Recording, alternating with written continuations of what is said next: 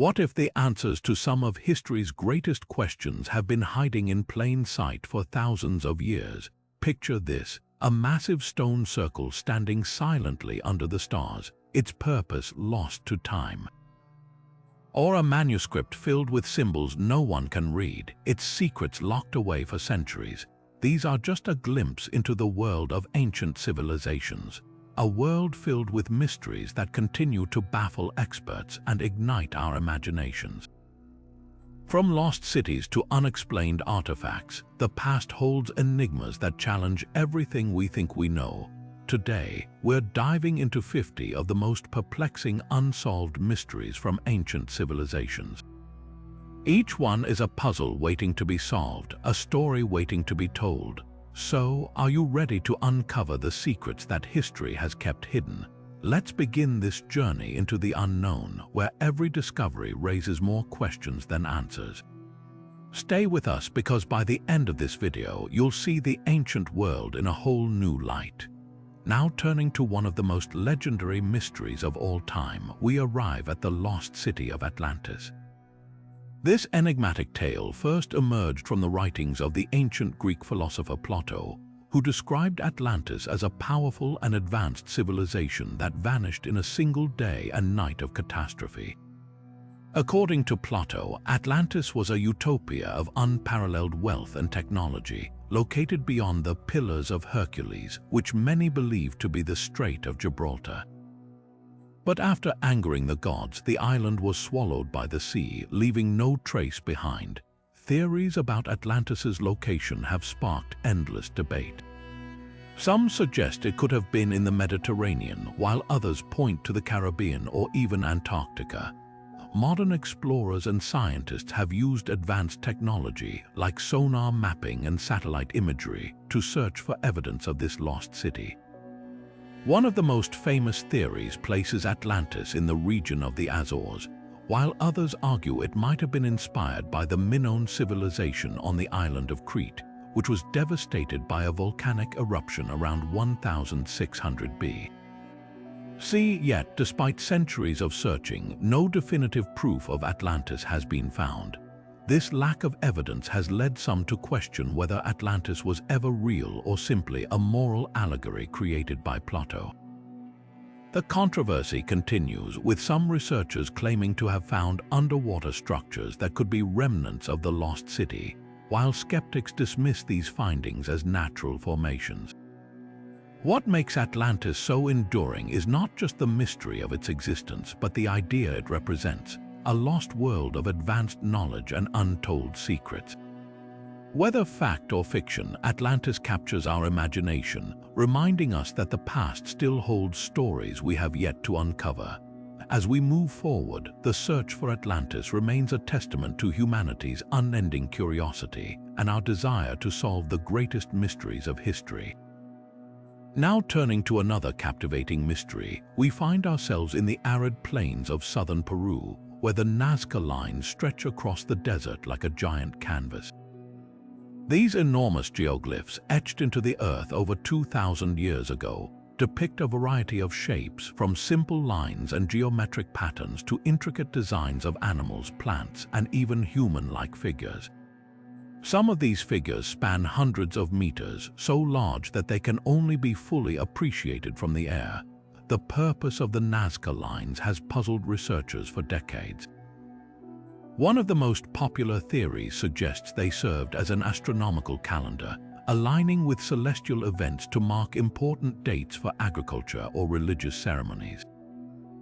Others propose they were part of a ritualistic pathway used in ceremonies to honor deities or ancestors. Then there are the more speculative ideas, including the notion that the lines were meant to communicate with extraterrestrial beings or even serve as landing strips for alien spacecraft. How the Nazca people created these massive designs without the ability to view them from above is another mystery. Some researchers believe they used simple tools and careful planning, scaling up smaller models to create the larger figures. Others suggest they may have employed hot air balloons or kites to survey their work from above, though no evidence of such technology has been found. What makes the Nazca Lines even more intriguing is their preservation. The dry, windless climate of the Peruvian desert has kept these ancient artworks intact for centuries. Yet, modern threats like climate change and human activity now pose risks to their survival. Despite decades of study, the true meaning of the Nazca Lines remains elusive. Were they a form of ancient art, a spiritual tool, or something entirely beyond our understanding? Like so many mysteries of the ancient world, the Nazca Lines challenge us to rethink what we know about the past and the capabilities of those who came before us. As we continue to explore these enigmatic designs, they remind us that some secrets of history are still waiting to be uncovered. Now turning to another marvel of ancient ingenuity, we find ourselves in the waters off the coast of the Greek island of Antikythera. Here, in the early 20th century, divers discovered a shipwreck that would yield one of the most baffling artifacts of the ancient world, the Antikythera Mechanism. This intricate device, encrusted with centuries of marine growth, was initially dismissed as a mere curiosity. But as researchers began to clean and study it, they realized they were looking at something extraordinary, a complex machine made of bronze gears, dials, and inscriptions dating back over 2,000 years. The Antikythera Mechanism is often described as the world's first analog computer. Its purpose to predict astronomical events with remarkable precision. The device could track the movements of the sun, moon, and planets, predict eclipses, and even mark the dates of ancient athletic games like the Olympics. The level of sophistication in its design is staggering, with dozens of interlocking gears working together to perform calculations that would have been considered advanced even centuries later. What makes the Antikythera Mechanism so astonishing is that it challenges our understanding of ancient technology. For centuries, historians believed that such mechanical complexity was beyond the capabilities of the ancient Greeks. Yet here was a device that not only existed but demonstrated a mastery of engineering and astronomy that rivals some of the tools of the Renaissance. The origins of the Antikythera Mechanism remain a subject of debate. Who created it? Some scholars point to the island of Rhodes, known for its skilled craftsmen and astronomers, as a possible birthplace. Others suggest it may have been influenced by earlier Babylonian or Egyptian knowledge. What is clear is that the device represents a level of technological achievement that was lost for centuries, only to be rediscovered in modern times. Despite decades of study, many questions about the Antikythera Mechanism remain unanswered. How widespread was this technology? Were there other devices like it now lost to history? And why did such advanced knowledge seemingly disappear for so long? The Antikythera Mechanism stands as a testament to the ingenuity of the ancient world, a reminder that our ancestors were far more capable than we often give them credit for. As we continue to unravel its secrets, it challenges us to rethink the timeline of human innovation and the mysteries that still lie hidden in the depths of history. Now turning to another enigma that has puzzled scholars for centuries, we encounter the Voynich Manuscript, a cryptic text that defies understanding. Discovered in the early 20th century by a Polish book dealer named Wilfred Voynich, this mysterious manuscript is filled with unknown symbols, bizarre illustrations, and a script that has resisted all attempts at decoding. Its pages are a labyrinth of strange plants, celestial diagrams, and human-like figures, all rendered in a language that no one has been able to decipher. The origins of the Voynich Manuscript are as mysterious as its content. Carbon dating places its creation somewhere between the early 15th and early 16th centuries, but its author and purpose remain unknown. Some theories suggest it was the work of a medieval alchemist, while others propose it was created as an elaborate hoax. The manuscript's illustrations, which include detailed drawings of plants that don't match any known species, have led some to speculate that it might be a pharmacopoeia or a guide to herbal medicine. Others believe it could be an astronomical or astrological text, given its intricate celestial charts. Despite centuries of study by linguists, cryptographers, and historians, the Voynich Manuscript remains undeciphered. Its script, which consists of around 30 unique characters, doesn't correspond to any known language or writing system. Some researchers have suggested that it might be written in a cipher, while others argue that it could be an entirely invented language. The lack of a clear key or reference point has made it one of the most enduring puzzles in the history of cryptography. Theories about the manuscript's content are as varied as they are speculative. Some believe it contains lost knowledge from an ancient civilization, while others think it might be a medieval attempt at creating a universal language. The possibility that it's an elaborate hoax has also been considered, though the sheer complexity and detail of the manuscript make this theory difficult to prove. What makes the Voynich Manuscript so fascinating is not just its resistance to decoding, but the questions it raises about the limits of human knowledge. Why was it created? Who was it meant for? And what secrets might it hold if we could ever unlock its meaning? As we continue to study this enigmatic text, it serves as a reminder of how much we still have to learn about the past and the mysteries that remain hidden within it. Now turning to one of the most iconic and enduring mysteries of ancient civilizations, we arrive at Stonehenge, the enigmatic stone circle that has captivated the imagination of scholars and visitors alike for centuries. Located on the Salisbury Plain in England, this prehistoric monument consists of massive standing stones arranged in a circular pattern, some weighing as much as 25 tons. The sheer scale and precision of its construction have left researchers in awe, raising countless questions about how and why it was built. The construction of Stonehenge is a marvel of ancient engineering. The stones, known as sarcens and bluestones, were transported from quarries located miles away, a feat that would have required immense effort and coordination.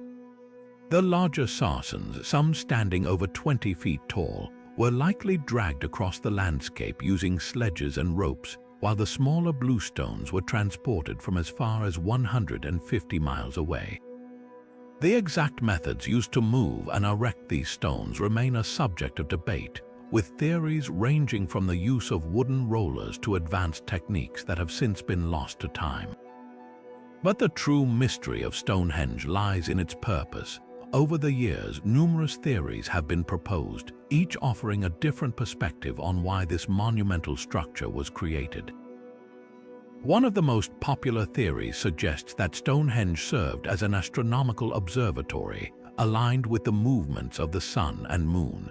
The arrangement of the stones corresponds to key celestial events, such as the summer and winter solstices, leading some to believe it was used to track the seasons or predict astronomical phenomena. Another theory posits that Stonehenge was a burial site, a place of reverence for the dead. Excavations have uncovered human remains in and around the site, some dating back to as early as 3000 BC. These findings suggest that Stonehenge may have been a sacred space where ancient communities honored their ancestors or conducted funerary rites. Yet others believe that Stonehenge was a place of ritual and ceremony, a gathering spot for religious or spiritual practices. The circular layout of the stones, combined with their alignment with natural landmarks, has led some to speculate that it was used for rituals tied to the cycles of nature, fertility, or even healing. Despite these theories, the true purpose of Stonehenge remains elusive. The lack of written records from the time of its construction means that we can only piece together fragments of its history, leaving much to interpretation. What we do know is that Stonehenge was not built in a single phase but evolved over centuries, with different generations adding to and modifying the structure. This long history of use suggests that its significance may have changed over time, further complicating our understanding of its original purpose. What makes Stonehenge so fascinating is not just its physical grandeur, but the questions it raises about the people who built it.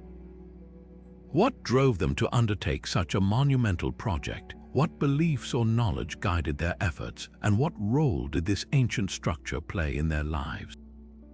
As we continue to study Stonehenge, it serves as a powerful reminder of the ingenuity and mystery of ancient civilizations, inviting us to ponder the secrets that still lie buried beneath its stones.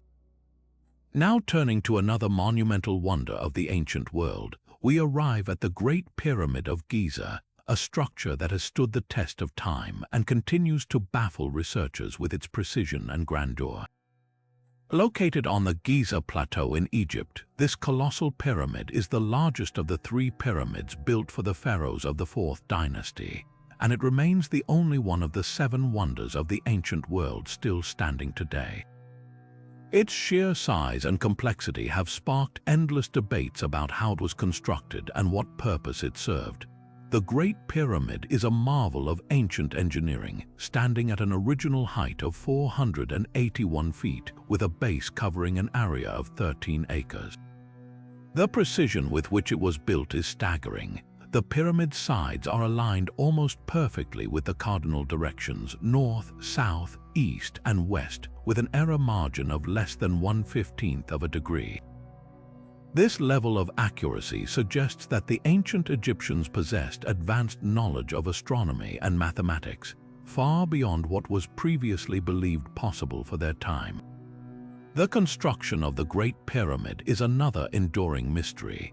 It is estimated that over 2 million stone blocks, each weighing an average of 2.5 tons, were used to build it.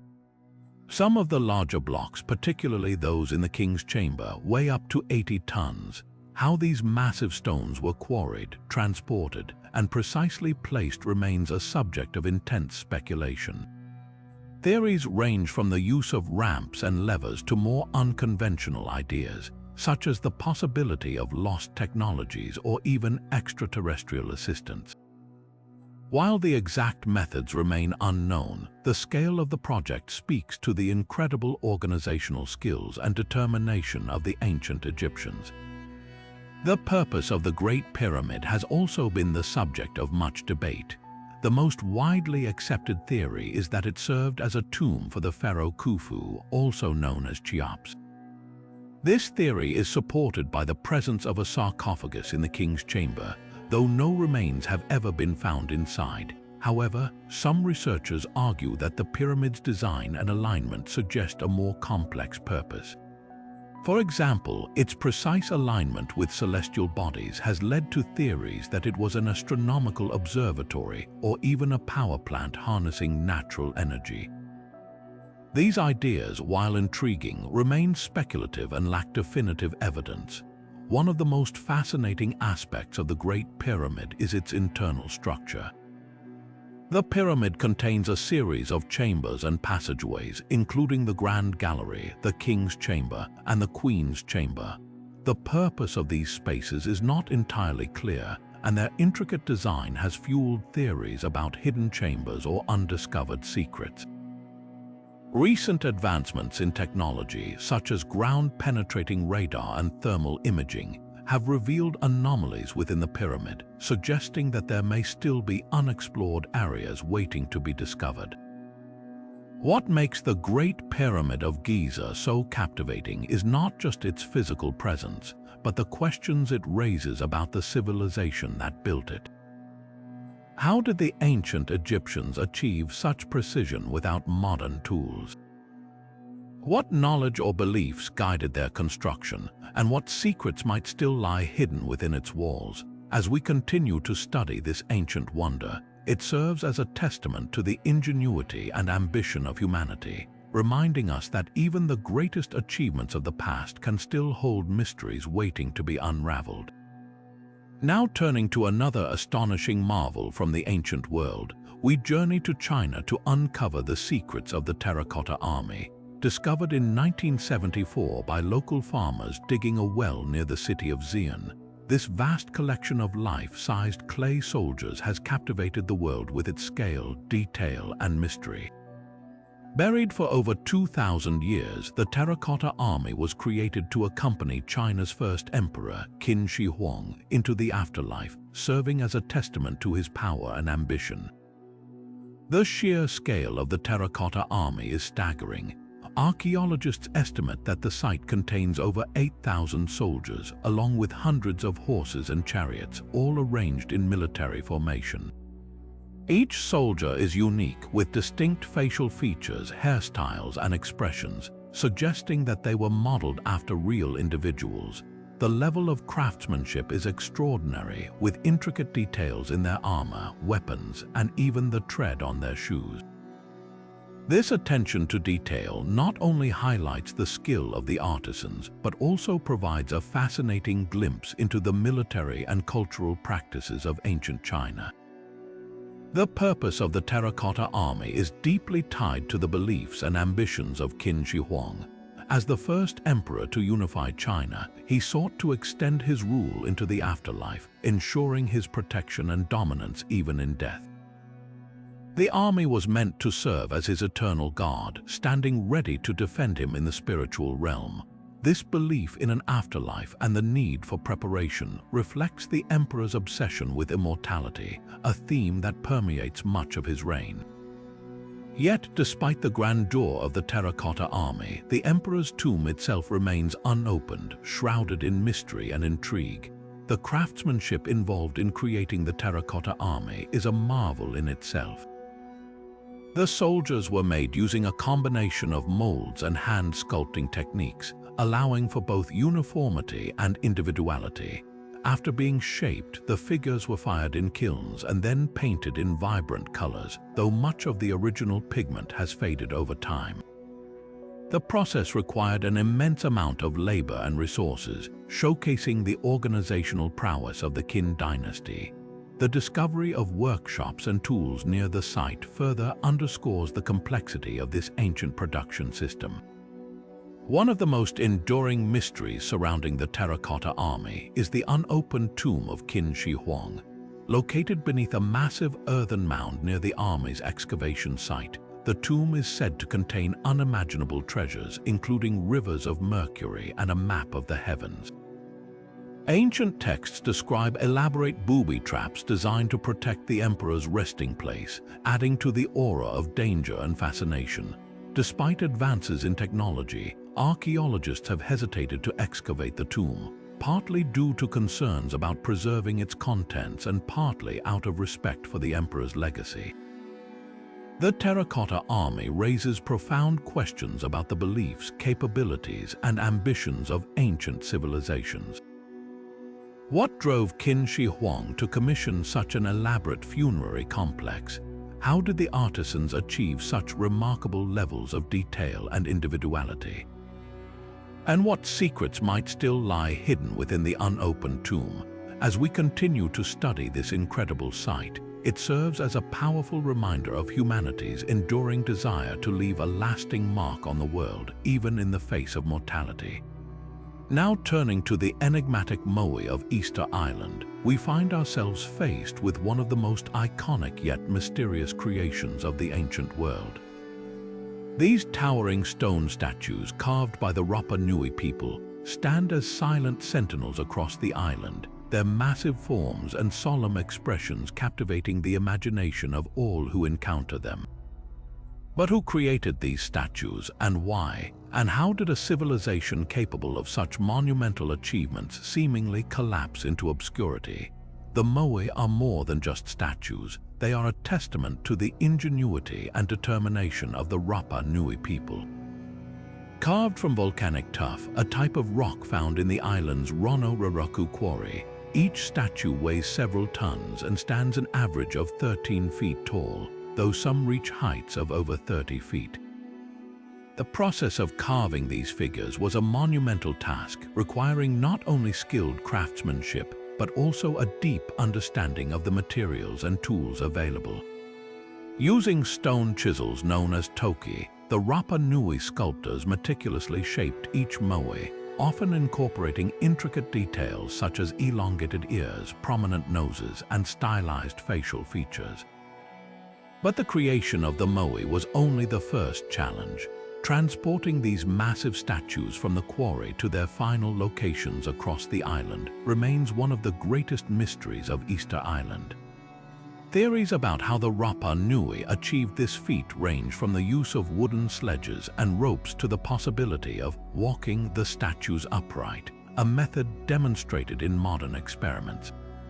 Regardless of the method, the effort required to move these colossal figures across miles of rugged terrain speaks to the Rapa Nui's extraordinary engineering skills and communal organization. The purpose of the moai is another enduring mystery. Many believe they were created to honor ancestors, serving as physical representations of powerful chiefs or important figures in Rapa Nui society. Placed on ceremonial platforms called ahu, the statues were positioned to face inland, watching over the living and symbolizing the connection between the past and the present. Some theories suggest the moai were also meant to project power and authority, while others propose they played a role in religious or spiritual practices. Yet, despite these interpretations, the true meaning behind the moai remains elusive, leaving us to wonder about the beliefs and values that drove their creation. The collapse of the Rapa Nui civilization adds another layer of intrigue to the story of the moai. Once a thriving society, the Rapa Nui faced a series of challenges, including deforestation, resource depletion, and social upheaval. Some scholars argue that the construction of the moai contributed to the island's ecological decline, as the demand for wood and other resources strained the environment. Others point to external factors, such as contact with European explorers, which brought disease and conflict to the island. Whatever the cause, the decline of the Rapa Nui serves as a cautionary tale about the fragility of human societies and the consequences of environmental mismanagement. Today, the moai stand as a powerful reminder of the Rapa Nui's legacy, their silent presence inviting us to ponder the mysteries of their creation, purpose, and the civilization that brought them to life. What drove the Rapa Nui to invest so much effort into these statues? How did they manage to transport and erect them with such precision? And what lessons can we learn from their rise and fall?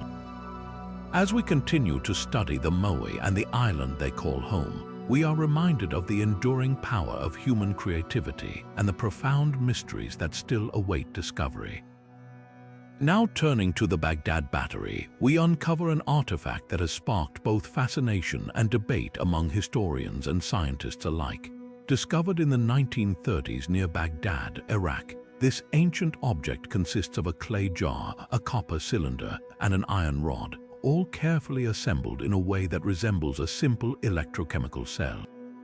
Dating back to the Parthian or Sasanian period, roughly 2,000 years ago, the Baghdad Battery has led many to wonder whether ancient civilizations possessed knowledge of electricity long before its modern discovery. The potential uses of the Baghdad Battery are as intriguing as they are controversial. Some researchers suggest it could have been used for electroplating, a process that coats one metal with another using an electric current.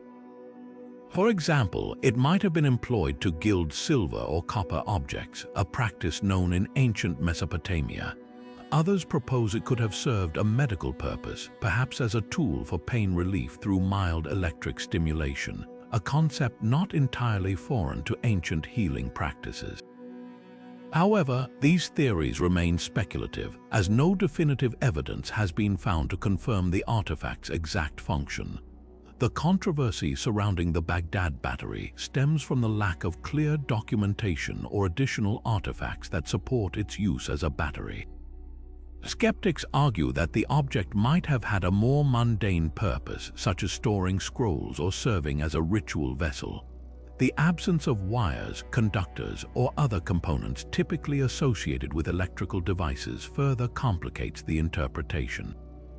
Despite these doubts, the Baghdad Battery continues to challenge our understanding of ancient technological capabilities, raising questions about the extent of knowledge and innovation in the ancient world.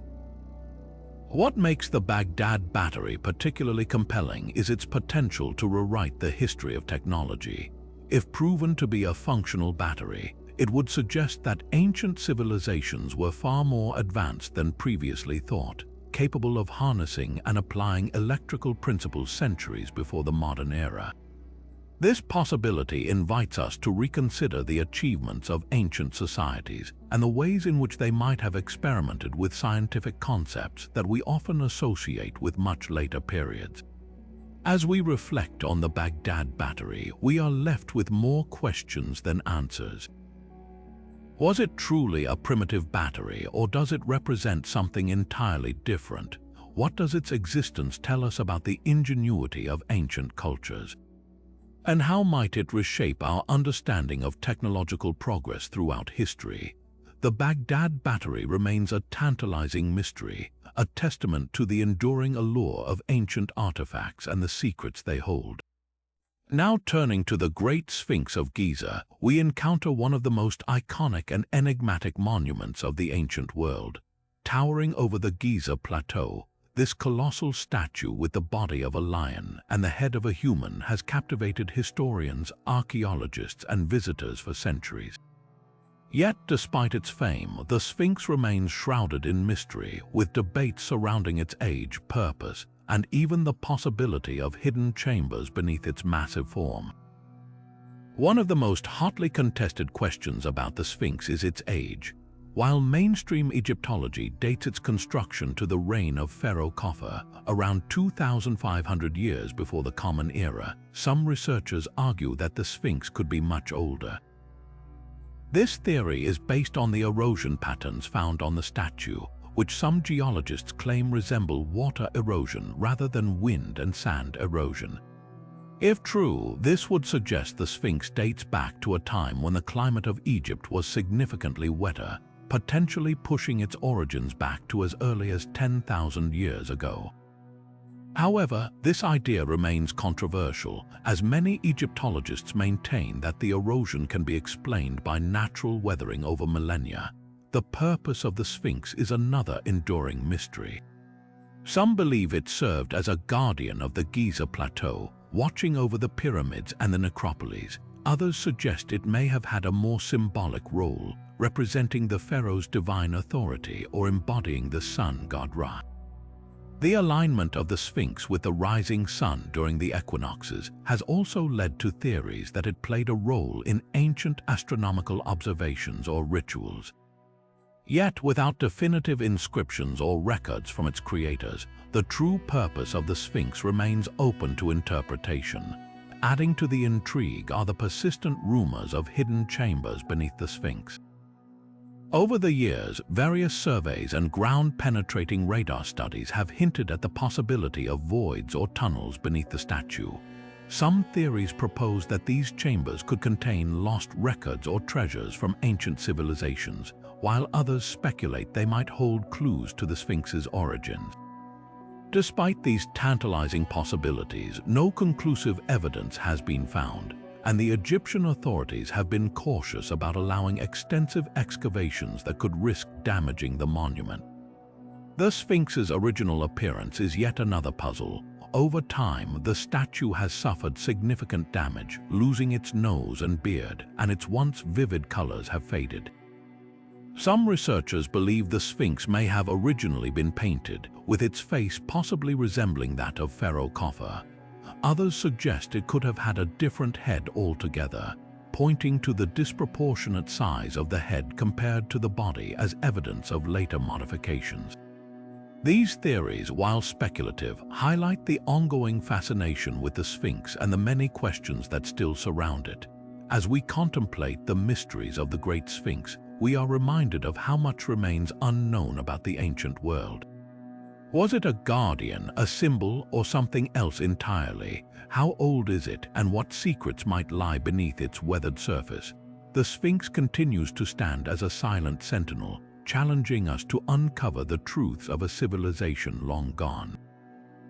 And as we move forward, the next mystery awaits, inviting us to delve deeper into the enigmatic legacy of ancient Egypt. Now turning to the Dead Sea Scrolls, we uncover one of the most significant archaeological discoveries of the 20th century. Found in the mid-1940s by a Bedouin shepherd in the caves near Qumran, these ancient manuscripts have transformed our understanding of biblical history and early Judaism. Comprising over 900 documents, the scrolls include texts from the Hebrew Bible, as well as apocryphal writings, sectarian manuscripts, and community rules.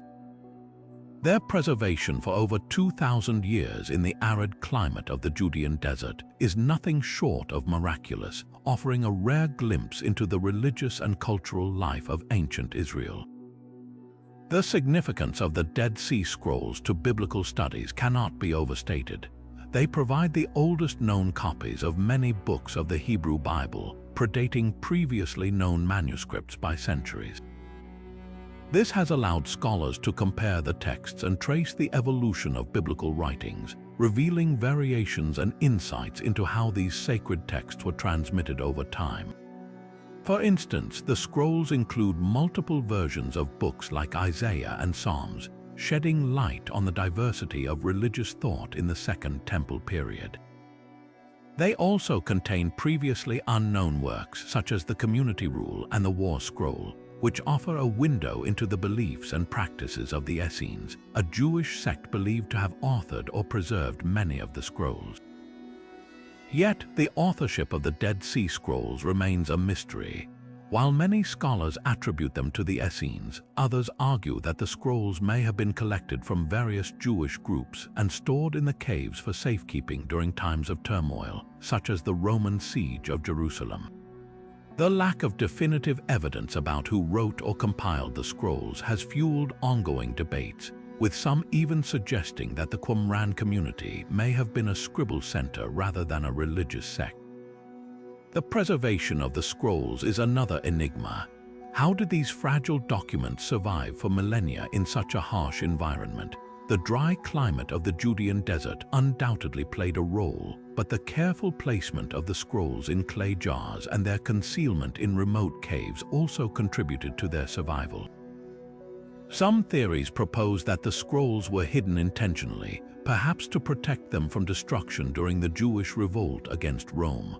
Others suggest they were part of a library or archive, carefully curated by a community that valued these texts as sacred. Controversies have also surrounded the interpretation and access to the Dead Sea Scrolls. For decades, a small group of scholars controlled access to the scrolls, leading to accusations of secrecy and delays in publication. This sparked debates about academic transparency and the ethical responsibilities of those entrusted with such important cultural artifacts. In recent years, efforts have been made to digitize the scrolls and make them accessible to the public, allowing a broader audience to study and appreciate these ancient texts. As we reflect on the Dead Sea Scrolls, we are reminded of their profound impact on our understanding of ancient religious traditions. Who were the people behind these texts and what drove them to preserve their sacred writings?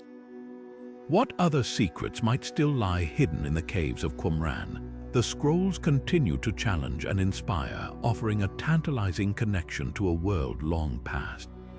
And as we move forward, the next mystery beckons, inviting us to explore further into the enigmatic legacy of ancient civilizations.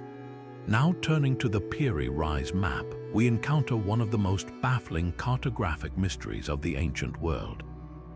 Created in 1513 by the Ottoman admiral and cartographer Piri Reis, this map has sparked intense debate among historians and scientists for its seemingly impossible depiction of Antarctica without ice. The map, discovered in 1929 in the Topkapi Palace in Istanbul, shows the coastlines of South America and Africa with remarkable accuracy, but it is the inclusion of what appears to be the northern coastline of Antarctica that has left experts scratching their heads. Theories about the origins of the Piri Reis map are as varied as they are intriguing. Piri Reis himself claimed that the map was based on earlier sources, including charts from the time of Alexander the Great and even older maps from ancient civilizations. Some researchers suggest that these sources could have been remnants of a lost global knowledge system, possibly from the Minoans, Phoenicians, or even a pre-Ice Age civilization. Others argue that the map's accuracy could be attributed to the advanced seafaring skills of ancient mariners, who may have charted the world's coastlines long before recorded history. The depiction of Antarctica without ice is particularly puzzling. Modern scientific evidence shows that Antarctica has been covered in ice for millions of years, making it impossible for any ancient civilization to have mapped its coastline. This has led to speculation that the map's creators may have had access to knowledge passed down from a time when Antarctica was ice-free, possibly tens of millions of years ago. While this theory is highly controversial, it raises fascinating questions about the possibility of advanced ancient knowledge or even extraterrestrial influence. Another mystery lies in the sources of the map's information. Piri Reis noted that he used 20 different source maps, some of which were reportedly from the time of Alexander the Great. However, none of these source maps have ever been found, leaving historians to wonder about their existence and accuracy. Some scholars believe that the map's creators may have relied on oral traditions or fragmented records, piecing together a composite image of the world that was both accurate and speculative. The Piri Reis map also challenges our understanding of ancient cartography. How did its creators achieve such precision without the advanced tools and technologies available today? The map's depiction of longitude and latitude, as well as its detailed coastlines, suggest a level of sophistication that seems out of place for its time. This has led some to propose that the map's creators may have used lost technologies or methods that have since been forgotten. As we delve into the mysteries of the Piri Reis map, we are left with more questions than answers. What were the true sources of its information, and how did its creators achieve such remarkable accuracy? Could the map be evidence of a lost civilization or ancient knowledge that has yet to be fully understood? The Piri Reis map remains a tantalizing enigma, inviting us to explore the boundaries of history, science, and human ingenuity.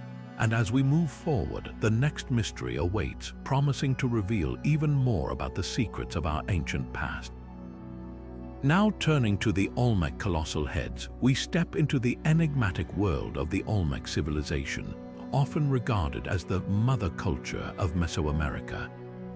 These massive stone heads carved from basalt stand as one of the most iconic and mysterious legacies of this ancient society. Ranging in height from 5 to nearly 10 feet and weighing several tons each, these heads are striking not only for their size but also for their intricate craftsmanship and the questions they raise about the Olmec's capabilities and beliefs. The purpose of the colossal heads remains a subject of debate among archaeologists and historians. Most scholars believe they represent powerful Olmec rulers or leaders, given their individualized facial features and the presence of headdresses or helmets. These details suggest that the heads were meant to honor or commemorate significant figures in Olmec society. However, some theories propose that they could have had a religious or ceremonial function, perhaps serving as guardians or symbols of divine authority. The true meaning behind these sculptures continues to elude us, adding to their mystique. Equally fascinating is the question of how the Olmecs created and transported these massive stone heads. The basalt used for the sculptures was quarried from the Tuxtla Mountains, located dozens of miles away from the Olmec heartland. Without the use of wheels or draft animals, the Olmecs would have had to rely on human labor, ropes, and possibly wooden rollers to move the enormous blocks of stone. The sheer scale of this effort speaks to the Olmecs' organizational skills and their ability to mobilize large groups of people for such monumental tasks. Yet, the exact methods they used remain a mystery, leaving us to marvel at their ingenuity. The Olmec civilization itself is shrouded in mystery. Flourishing between around 1200 and 400 BCE, the Olmecs are credited with developing many of the cultural and artistic traditions that would later influence other Mesoamerican civilizations, such as the Maya and the Aztecs. However, much about their society, including their political structure, language, and eventual decline, remains unknown. The colossal heads are among the few tangible remnants of their culture, offering tantalizing clues but no definitive answers. As we explore the Olmec colossal heads, we are reminded of the enduring allure of ancient mysteries. Who were the individuals immortalized in stone, and what role did they play in Olmec society? How did the Olmecs achieve such remarkable feats of engineering and artistry, and what ultimately led to the decline of this once thriving civilization? The colossal heads stand as silent witnesses to a culture that continues to captivate and puzzle us, inviting us to uncover the secrets of their creators. And as we move forward, the next mystery awaits, promising to reveal even more about the enigmatic world of ancient civilizations. Now turning to the Shroud of Turin, we delve into one of the most debated and enigmatic relics in history. This ancient linen cloth, measuring approximately 14 feet long and 3.5 feet wide, is believed by many to bear the faint image of a man who appears to have suffered crucifixion. For centuries, it has been venerated by some as the burial shroud of Jesus Christ, while others remain skeptical, questioning its origins and authenticity. The shroud first gained widespread attention in the 14th century when it surfaced in Liège, France. However, its history before this period is shrouded in mystery, with no definitive records to confirm its existence. The image on the cloth, which appears to show the front and back of a man with wounds consistent with crucifixion, has sparked intense debate. Supporters argue that the shroud is a miraculous relic, while critics suggest it could be an elaborate medieval forgery. Scientific analyses have only deepened the mystery. In the late 1970s, a team of researchers conducted extensive tests on the shroud, including radiocarbon dating, which initially suggested it originated between 1260 and 1390. This seemed to support the theory of a medieval creation. However, critics of the study point to potential contamination of the sample and inconsistencies in the dating process, leaving the question of its age unresolved. Further studies have revealed intriguing details about the shroud. The image is not painted but appears to be a result of a chemical reaction on the surface fibers, possibly caused by some form of energy. The blood stains on the cloth have been analyzed and found to contain hemoglobin, adding another layer of complexity to the debate. Despite these findings, no one has been able to definitively explain how the image was formed, leaving the shroud's origins as enigmatic as ever. The Shroud of Turin continues to captivate believers, scientists, and skeptics alike. For some, it is a sacred relic that offers a tangible connection to the life and death of Jesus Christ. For others, it is a fascinating historical puzzle that challenges our understanding of art, science, and faith. Whether it is a divine artifact or an ingenious medieval creation, the shroud remains a powerful symbol of mystery and devotion, inviting us to explore the boundaries between history, science, and belief. And as we move forward, the next mystery awaits, promising to reveal even more about the enigmatic world of ancient civilizations. Now turning to the Hanging Gardens of Babylon, we step into one of the most legendary wonders of the ancient world. Described as a lush, terraced paradise filled with exotic plants and flowing water, the gardens are said to have been built by King Nebuchadnezzar II in the 6th century before the Common Era as a gift to his wife, who longed for the greenery of her homeland. Yet, despite their fame, the gardens remain shrouded in mystery, with no definitive archaeological evidence to confirm their existence. Ancient texts, particularly those of Greek historians like Strabo and Diodorus Siculus, provide vivid descriptions of the gardens. They speak of towering terraces supported by massive stone columns, intricate irrigation systems, and a breathtaking array of trees and flowers that seem to defy the arid landscape of Babylon. These accounts have fueled the imagination of scholars and enthusiasts for centuries, but they also raise questions. Why is there no mention of the gardens in Babylonian records? And if they were as grand as described, why has no trace of them been found in the ruins of Babylon? Modern archaeologists have searched tirelessly for evidence of the gardens. Some theories suggest they may have been located in Nineveh, the capital of the Assyrian Empire, rather than Babylon. excavations in Nineveh have revealed remnants of advanced irrigation systems and terraced structures that could align with ancient descriptions. However, these findings remain inconclusive, leaving the true location of the gardens a matter of debate. The mystery deepens when we consider the engineering marvels required to sustain such a garden in the heart of Mesopotamia. The irrigation systems alone would have been a feat of ancient technology, requiring precise planning and execution. Yet, without concrete evidence, the gardens remain a tantalizing enigma, blending myth and history in a way that continues to captivate us. Whether the Hanging Gardens of Babylon were a real architectural wonder or a product of ancient storytelling, their legacy endures. They symbolize humanity's enduring fascination with nature, beauty, and the extraordinary.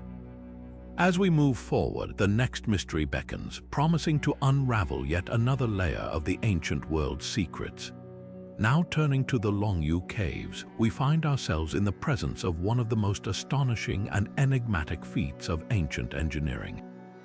Discovered in the early 1990s in Zhejiang Province, China, these massive hand-carved caves stretch across an area of nearly 30,000 square meters.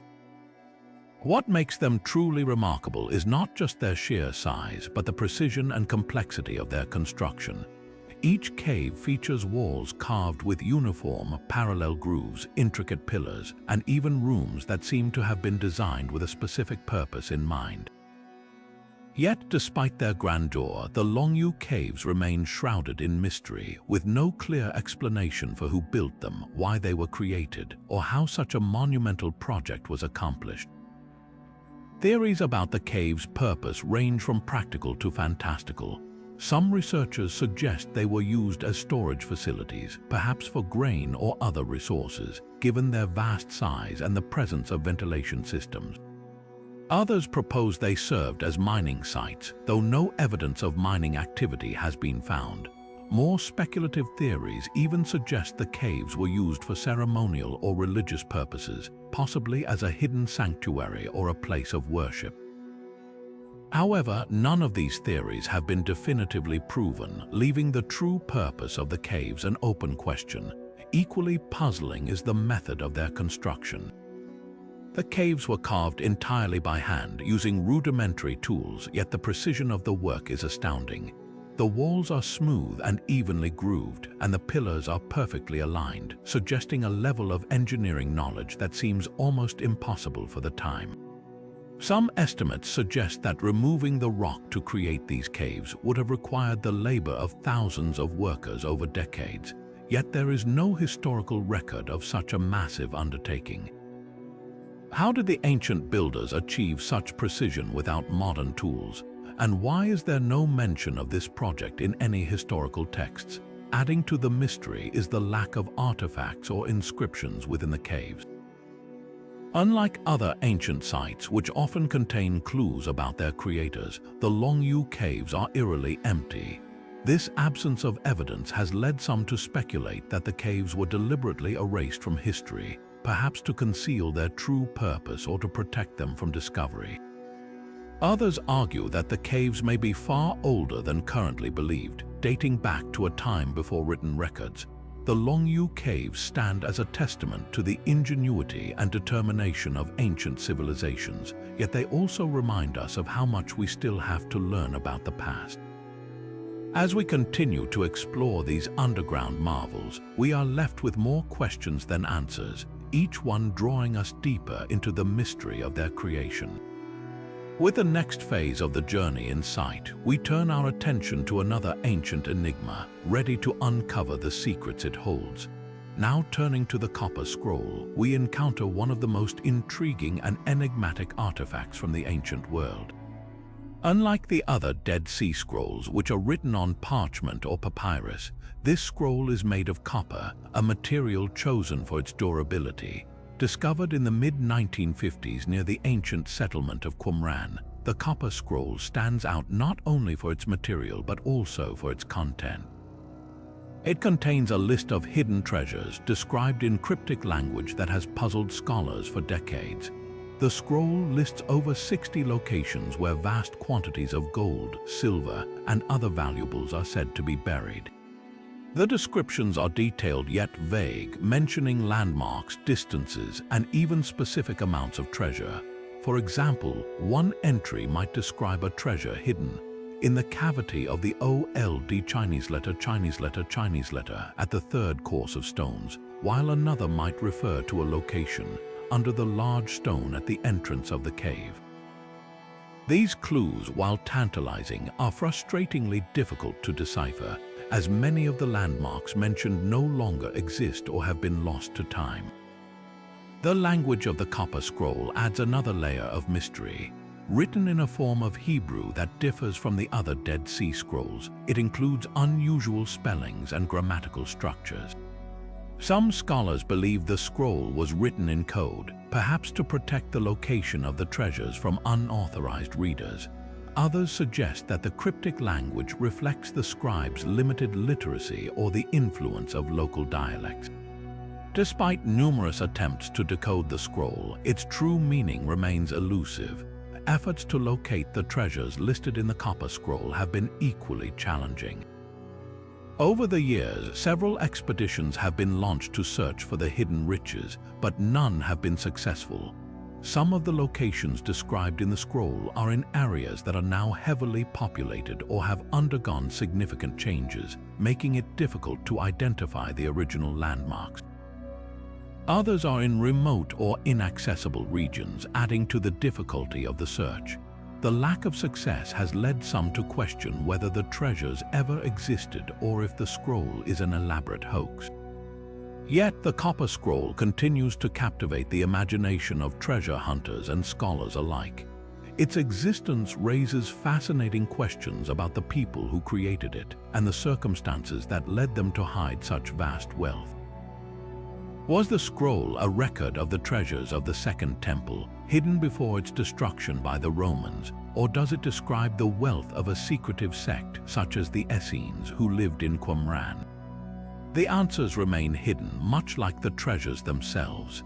As we delve deeper into the mystery of the Copper Scroll, we are reminded of the enduring allure of ancient enigmas. Each clue, each cryptic word draws us further into the puzzle, challenging us to uncover the secrets of the past. With the next phase of the journey in sight, we turn our attention to another ancient mystery, ready to explore the questions it raises and the stories it holds. Now turning to the Karnak stones, we find ourselves in the heart of Brittany, France, where thousands of ancient standing stones stretch across the landscape in mesmerizing rows. These megalithic monuments, numbering over 3,000, are arranged in long, parallel lines that seem to defy explanation. The sheer scale and precision of their alignment have baffled archaeologists and historians for centuries, leaving us to wonder about the hands that placed them and the minds that conceived such a monumental project. The Karnak stones are divided into several major groups, including the Menek, Kamario, and Kaleskan alignments, each consisting of hundreds of stones. Some of these stones stand as tall as a person, while others are much smaller, creating a rhythmic pattern that stretches for miles. The purpose of these alignments remains one of the greatest mysteries of ancient Europe. Were they markers for sacred pathways, astronomical calendars, or perhaps even symbols of power and authority? The theories are as varied as they are intriguing. One of the most popular theories suggests that the Karnak stones served as an astronomical observatory, aligning with celestial events such as solstices or equinoxes. This idea is supported by the fact that some of the stones appear to point towards significant positions of the sun or moon. If true, this would indicate a sophisticated understanding of astronomy by the people who built them, long before the advent of written records or modern technology. Another theory proposes that the stones were used for rituals or ceremonies, possibly connected to the cycles of life, death, and rebirth. The alignment of the stones might have created a sacred space where ancient communities gathered to honor their ancestors or seek guidance from the spiritual realm. The presence of burial mounds and dolmens nearby lends some credence to this idea, suggesting a connection between the stones and the afterlife. Yet, despite these compelling theories, the true purpose of the Karnak stones remains shrouded in mystery.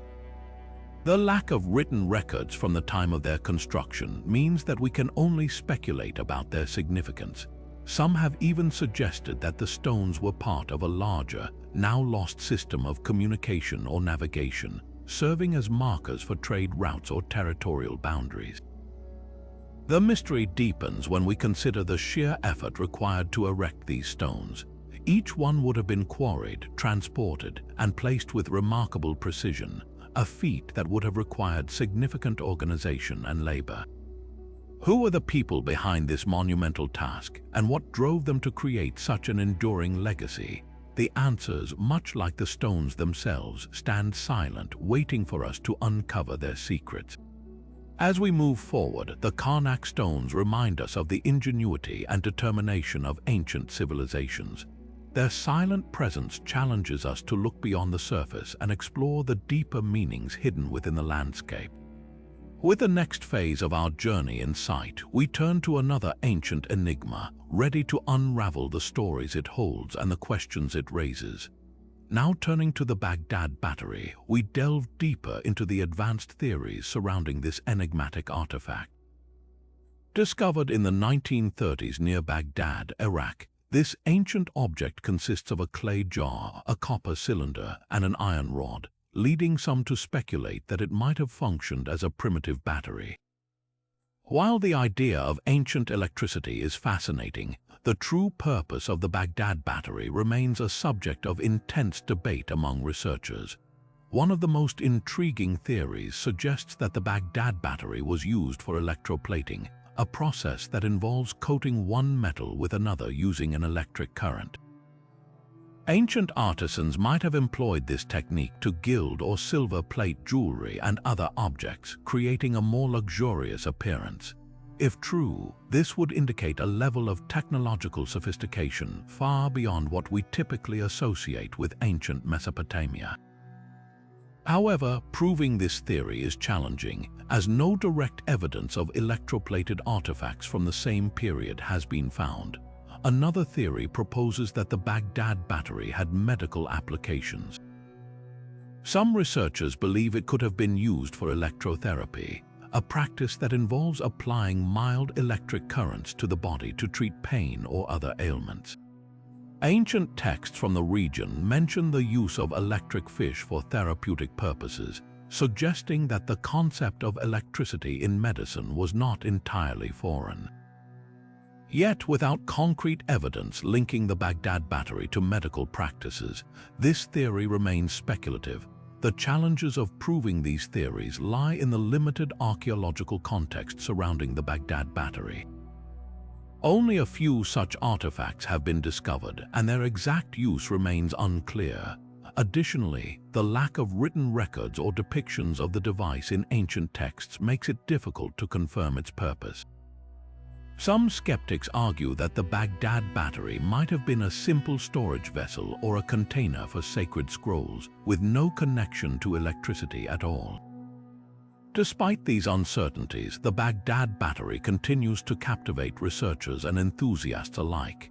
If it was indeed a form of ancient technology, it would challenge our understanding of the capabilities of early civilizations.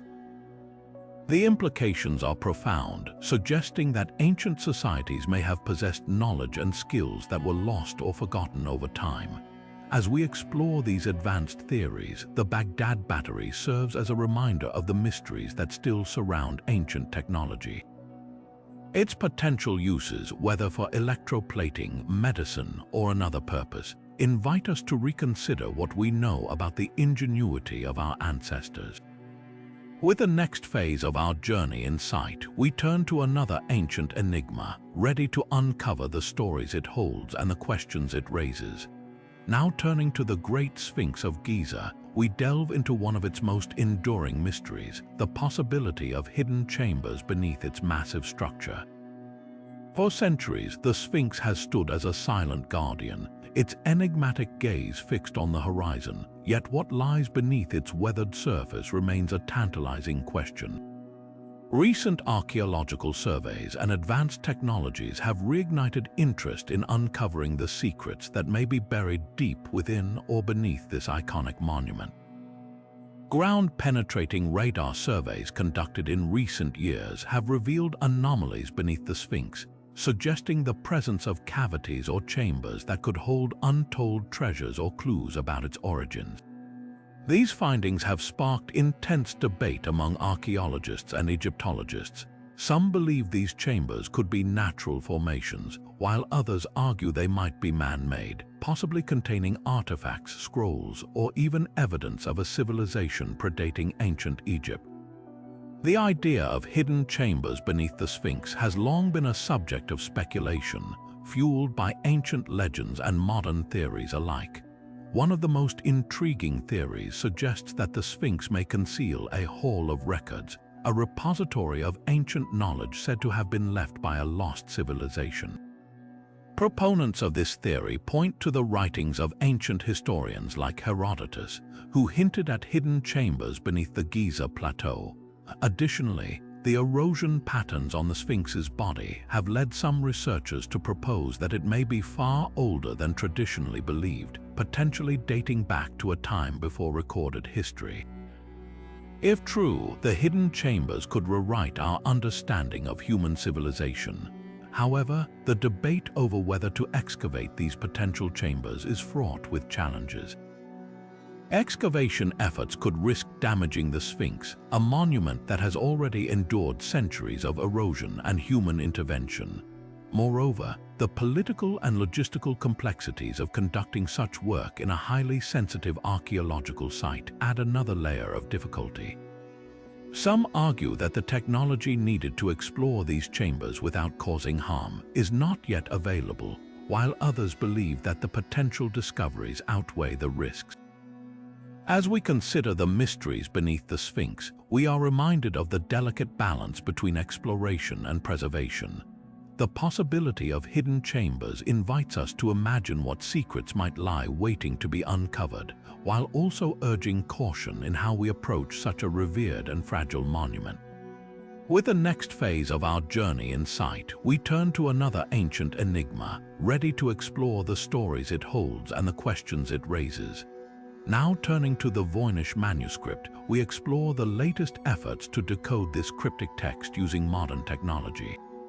Despite centuries of study, the manuscript remains one of history's most baffling puzzles, filled with unknown symbols, bizarre illustrations, and a language that has resisted all attempts at translation. In recent years, researchers have turned to artificial intelligence and other advanced tools in hopes of finally unlocking its secrets. One of the most promising approaches has been the use of machine learning algorithms to analyze the manuscript's patterns and structure. By feeding the text into these systems, researchers hope to identify linguistic patterns or connections to known languages. Some studies have suggested that the manuscript might be written in an encoded form of an extinct language or even a constructed language, but these theories remain unproven. The complexity of the text, combined with its lack of clear context, makes it a uniquely challenging problem for even the most advanced technologies. Another avenue of research has focused on the manuscript's illustrations, which include strange plants, astronomical diagrams, and human-like figures. Some researchers believe that these images might hold the key to understanding the text, offering clues about its purpose or origin. For example, the botanical drawings have been compared to known plant species, but none match perfectly, leading to speculation that they might represent fictional or symbolic plants. Similarly, the astronomical diagrams have been analyzed for potential connections to celestial events, but no definitive conclusions have been reached. Despite these efforts, the Voynich Manuscript continues to defy interpretation. One of the biggest challenges is the lack of a Rosetta Stone for the text, a parallel version in a known language that could provide a reference point for decoding. Without such a key, researchers are left to rely on statistical analysis and pattern recognition, which can only take them so far. Additionally, the possibility that the manuscript is an elaborate hoax or a work of pure imagination cannot be entirely ruled out, adding another layer of complexity to the mystery. As we consider the ongoing quest to decode the Voynich Manuscript, we are reminded of the limits of even our most advanced technologies. While artificial intelligence and other tools have brought us closer than ever to understanding this enigmatic text, the manuscript remains a testament to the enduring power of mystery. With the next phase of our journey in sight, we turn to another ancient enigma, ready to explore the stories it holds and the questions it raises. Now turning to the Nazca Lines, we delve deeper into one of the most intriguing and controversial theories surrounding these massive geoglyphs, the idea that they were created as messages or landing sites for extraterrestrials.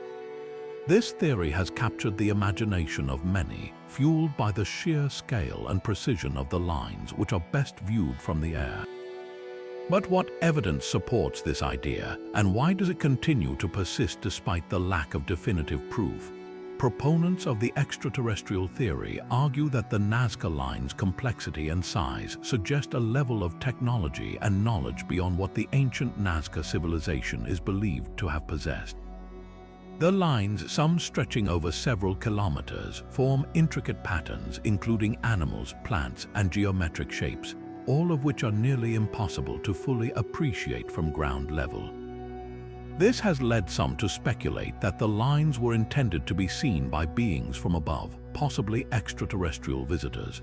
Additionally, the arid climate of the Nazca Desert has preserved the lines for centuries, adding to the mystery of their creation and purpose.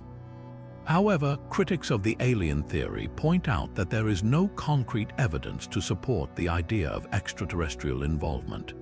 Archaeological findings suggest that the Nazca people were skilled engineers and astronomers, capable of creating the lines using simple tools and techniques.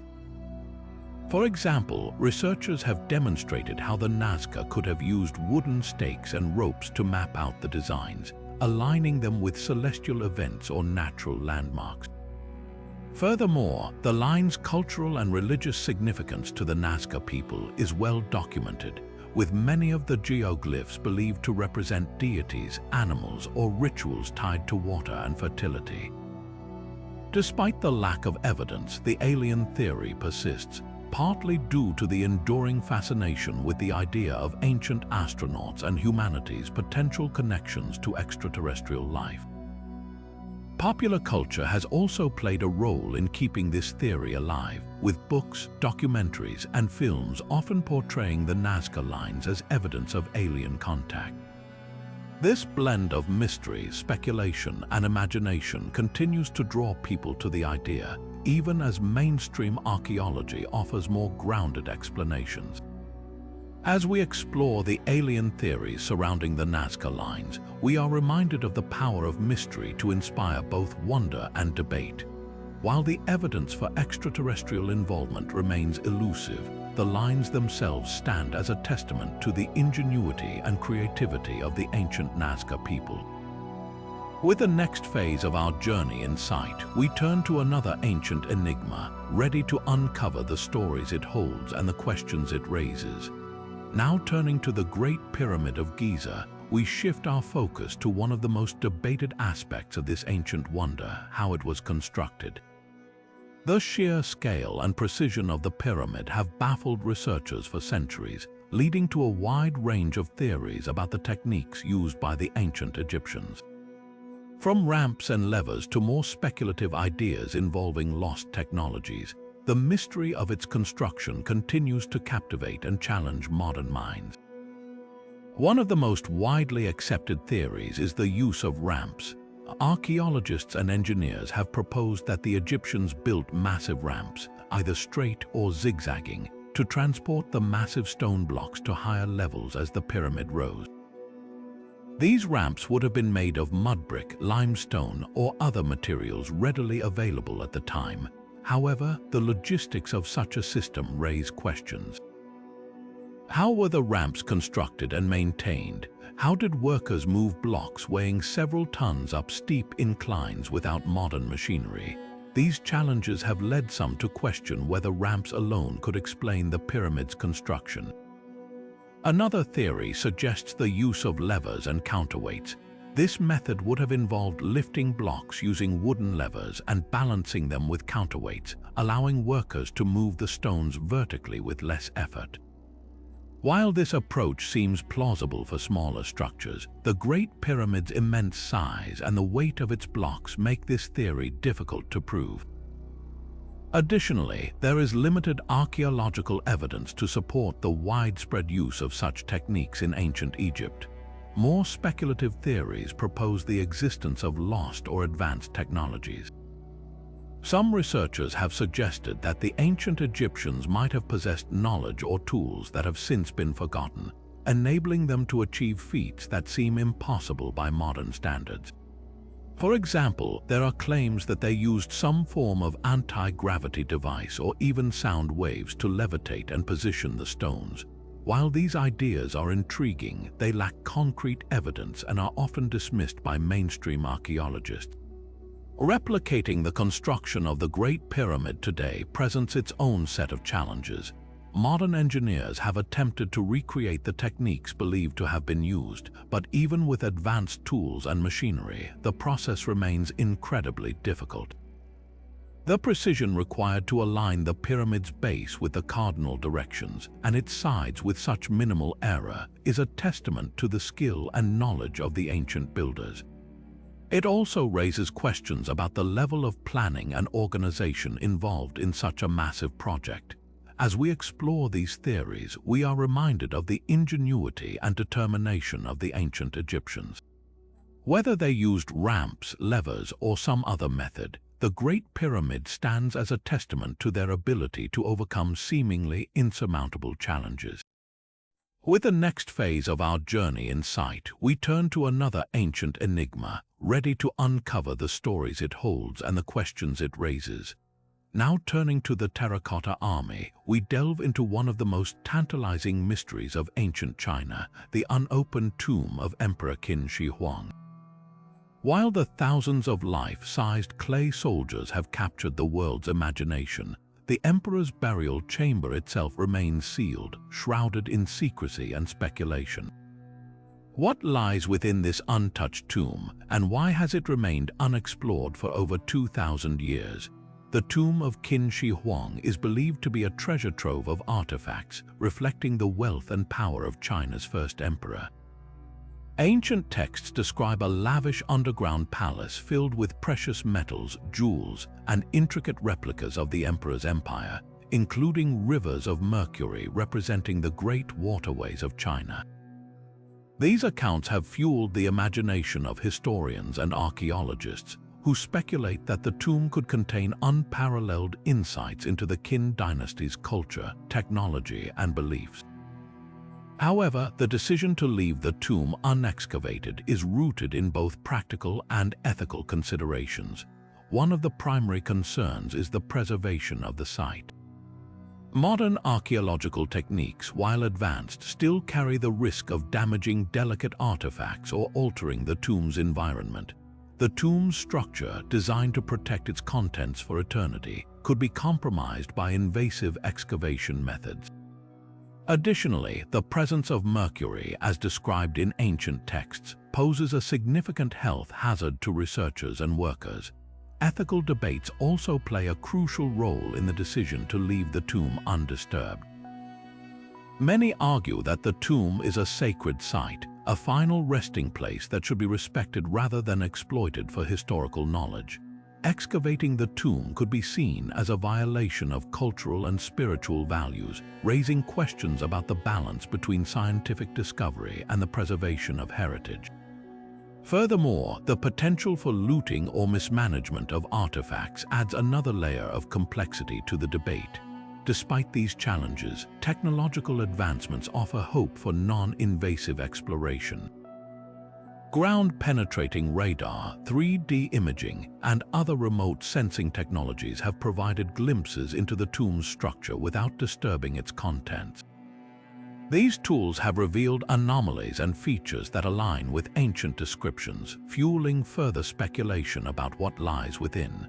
Yet, even with these advancements, the tomb's secrets remain locked away, waiting for the right moment and the right methods to reveal them. As we consider the mysteries of Qin Shi Huang's tomb, we are reminded of the delicate balance between curiosity and respect.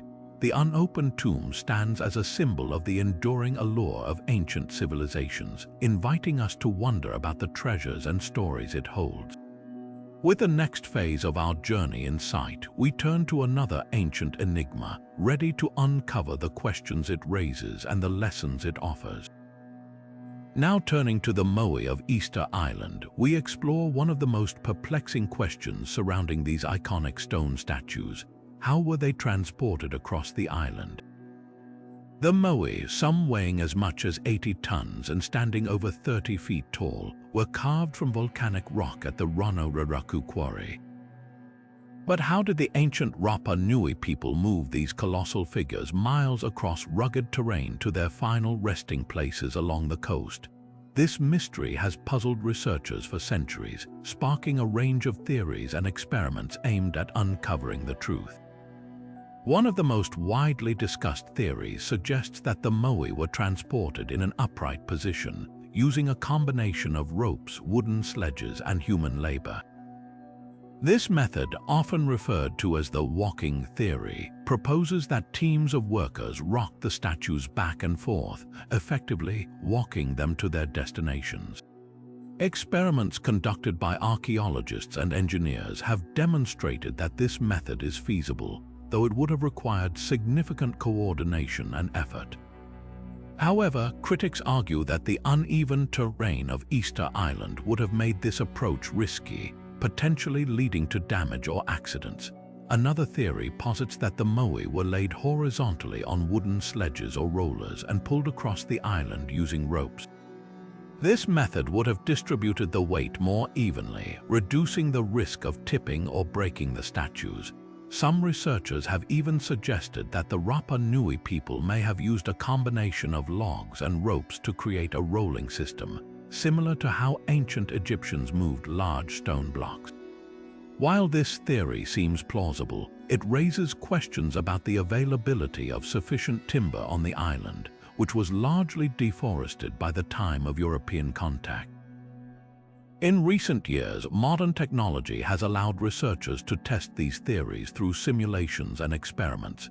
Using 3D models and scaled-down replicas of the Moai, scientists have attempted to recreate the transportation process, analyzing the forces and techniques required. These experiments have provided valuable insights, but they also highlight the challenges faced by the Rapa Nui people.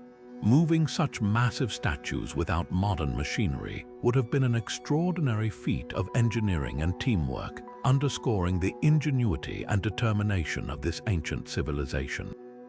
As we consider the transportation methods of the Moai, we are reminded of the remarkable achievements of the Rapa Nui people. The ability to move these colossal statues across the island speaks to their resourcefulness and cultural significance. Yet, the mystery remains: which method or combination of methods did they truly use? With the next phase of our journey in sight, we turn to another ancient enigma, ready to uncover the questions it raises and the lessons it offers. Now turning to the Dead Sea Scrolls, we delve into the tantalizing possibility that more hidden texts or chambers may still lie undiscovered near the original site where these ancient manuscripts were found. The Dead Sea Scrolls, discovered in the mid-20th century in the caves of Qumran, have already transformed our understanding of ancient religious texts, offering invaluable insights into early Judaism and the origins of Christianity. But could there be more secrets waiting to be uncovered? Recent archaeological efforts have reignited interest in the Qumran region, with researchers using advanced technologies like ground-penetrating radar and drone surveys to explore the area for additional caves or chambers. These tools allow scientists to scan the rugged terrain without extensive excavation, offering a non-invasive way to search for hidden repositories of ancient texts. Some scholars believe that the caves already discovered may represent only a fraction of what lies beneath the surface, pointing to the possibility of undiscovered scrolls that could shed even more light on this pivotal period in history. One intriguing theory suggests that the Essenes, the ancient Jewish sect often associated with the scrolls, may have hidden additional texts in other nearby locations as a safeguard against destruction. This idea is supported by the fact that the Dead Sea Scrolls were carefully stored in jars and concealed in remote caves, indicating a deliberate effort to preserve them. If this practice was widespread, it raises the exciting prospect that more scrolls could still be waiting to be found, perhaps in caves that have yet to be explored or even in areas beyond Qumran. The potential discovery of additional texts could have profound implications for our understanding of ancient religious practices, historical events, and the development of biblical texts. For instance, new scrolls might provide further details about the Essenes' beliefs, their daily lives, or their interactions with other Jewish sects and early Christian communities. They could also offer fresh perspectives on the political and social upheavals of the time, such as the Roman occupation of Judea. However, the search for hidden texts is not without its challenges. The harsh desert environment, the passage of time, and the risk of looting or damage to potential sites all complicate efforts to locate and preserve any new discoveries. Additionally, the ethical considerations surrounding the excavation and study of such culturally significant artifacts must be carefully weighed, ensuring that any new findings are handled with respect and integrity. As we consider the possibility of hidden texts near the Dead Sea Scrolls discovery site, we are reminded of the enduring mysteries that still surround these ancient manuscripts. The search for additional scrolls is not just a quest for knowledge, but also a testament to the resilience of human curiosity and the desire to uncover the truths of our past. With the next phase of our journey in sight, we turn to another ancient enigma, ready to explore the questions it raises and the lessons it offers. Now turning to the Piri Rise map, we delve deeper into one of its most baffling mysteries, the depiction of Antarctica without ice. This ancient map, created in the early 16th century by the Ottoman admiral and cartographer Piri Rise, has long fascinated historians and researchers. What makes it particularly intriguing is the suggestion that it shows the coastline of Antarctica, a continent that was not officially discovered until the 19th century. Even more astonishing is the idea that the map portrays Antarctica as it might have looked thousands of years ago, free from its icy covering. Theories about how the Piri Rise map could depict Antarctica without ice have sparked intense debate. Some researchers propose that the map was based on much older sources, possibly dating back to ancient civilizations with advanced knowledge of geography and seafaring. These sources, now lost to history, might have preserved information about a time when Antarctica was not entirely frozen, a period that aligns with geological evidence suggesting the continent was ice-free around 12,000 years ago. If true, this would imply that ancient civilizations possessed navigational and cartographic skills far beyond what we typically attribute to them. Another theory suggests that the map's accuracy could be the result of ancient mariners who explored the southern oceans long before recorded history. These seafarers, possibly from civilizations like the Phoenicians or even earlier cultures, might have charted the Antarctic coastline during a warmer climatic period. Their knowledge could have been passed down through generations, eventually finding its way into the hands of Piri Rise. This idea challenges our understanding of ancient seafaring capabilities, suggesting that early explorers may have ventured much farther than previously believed. The implications of these theories are profound. If the Piri Rise map indeed reflects ancient knowledge of Antarctica, it would rewrite our understanding of human history and the development of cartography. It would suggest that ancient civilizations had access to sophisticated tools and techniques for mapping the world, possibly even global exploration networks that have since been forgotten. This raises questions about the extent of their technological and scientific achievements, as well as the possibility of lost civilizations whose contributions have been erased by time. However, skeptics argue that the map's depiction of Antarctica may be coincidental or based on misinterpretations. They point out that the map's southern landmass could represent a distorted version of South America or other known regions rather than Antarctica. Additionally, the lack of concrete evidence linking ancient civilizations to Antarctic exploration makes it difficult to confirm these theories. Despite these challenges, the Piri Reis map continues to captivate researchers, offering a tantalizing glimpse into the mysteries of our past. As we explore the theories surrounding the Piri Reis map, we are reminded of the enduring allure of ancient mysteries and the questions they raise about human ingenuity and exploration. The possibility that this map could hold clues to a forgotten chapter of history invites us to reconsider what we know about the capabilities of our ancestors. With the next phase of our journey in sight, we turn to another enigma, ready to uncover the secrets it holds and the lessons it offers. Now turning to the Olmec colossal heads, we delve into their profound cultural and religious significance, as well as their enduring influence on later Mesoamerican civilizations. These massive stone sculptures, some weighing up to 40 tons, are among the most iconic artifacts of the ancient Olmec civilization, which thrived in what is now southern Mexico between approximately 1200 and 400 BC. The heads, carved from basalt boulders, depict distinct individuals with unique facial features, leading many to believe they represent powerful rulers or deities. But beyond their striking appearance, these heads hold clues to the spiritual and societal values of the Olmec people. The Olmecs are often referred to as the mother culture of Mesoamerica, and the colossal heads are a testament to their artistic and engineering prowess. Their creation required not only advanced stone carving techniques, but also the ability to transport these enormous sculptures across great distances, a feat that speaks to the Olmec's organizational skills and labor coordination. The heads are thought to have been placed in ceremonial centers, possibly serving as symbols of authority or as focal points for rituals. Their placement in these sacred spaces suggests they played a central role in the religious and political life of the Olmecs, embodying the connection between rulers and the divine. One of the most intriguing aspects of the Olmec heads is their potential influence on later Mesoamerican civilizations, such as the Maya and the Aztecs. The Olmecs are credited with developing many cultural and artistic traditions that were adopted and adapted by these later societies. For example, the concept of monumental sculpture, as seen in the colossal heads, reappears in the form of stelae and other large-scale carvings in Maya cities.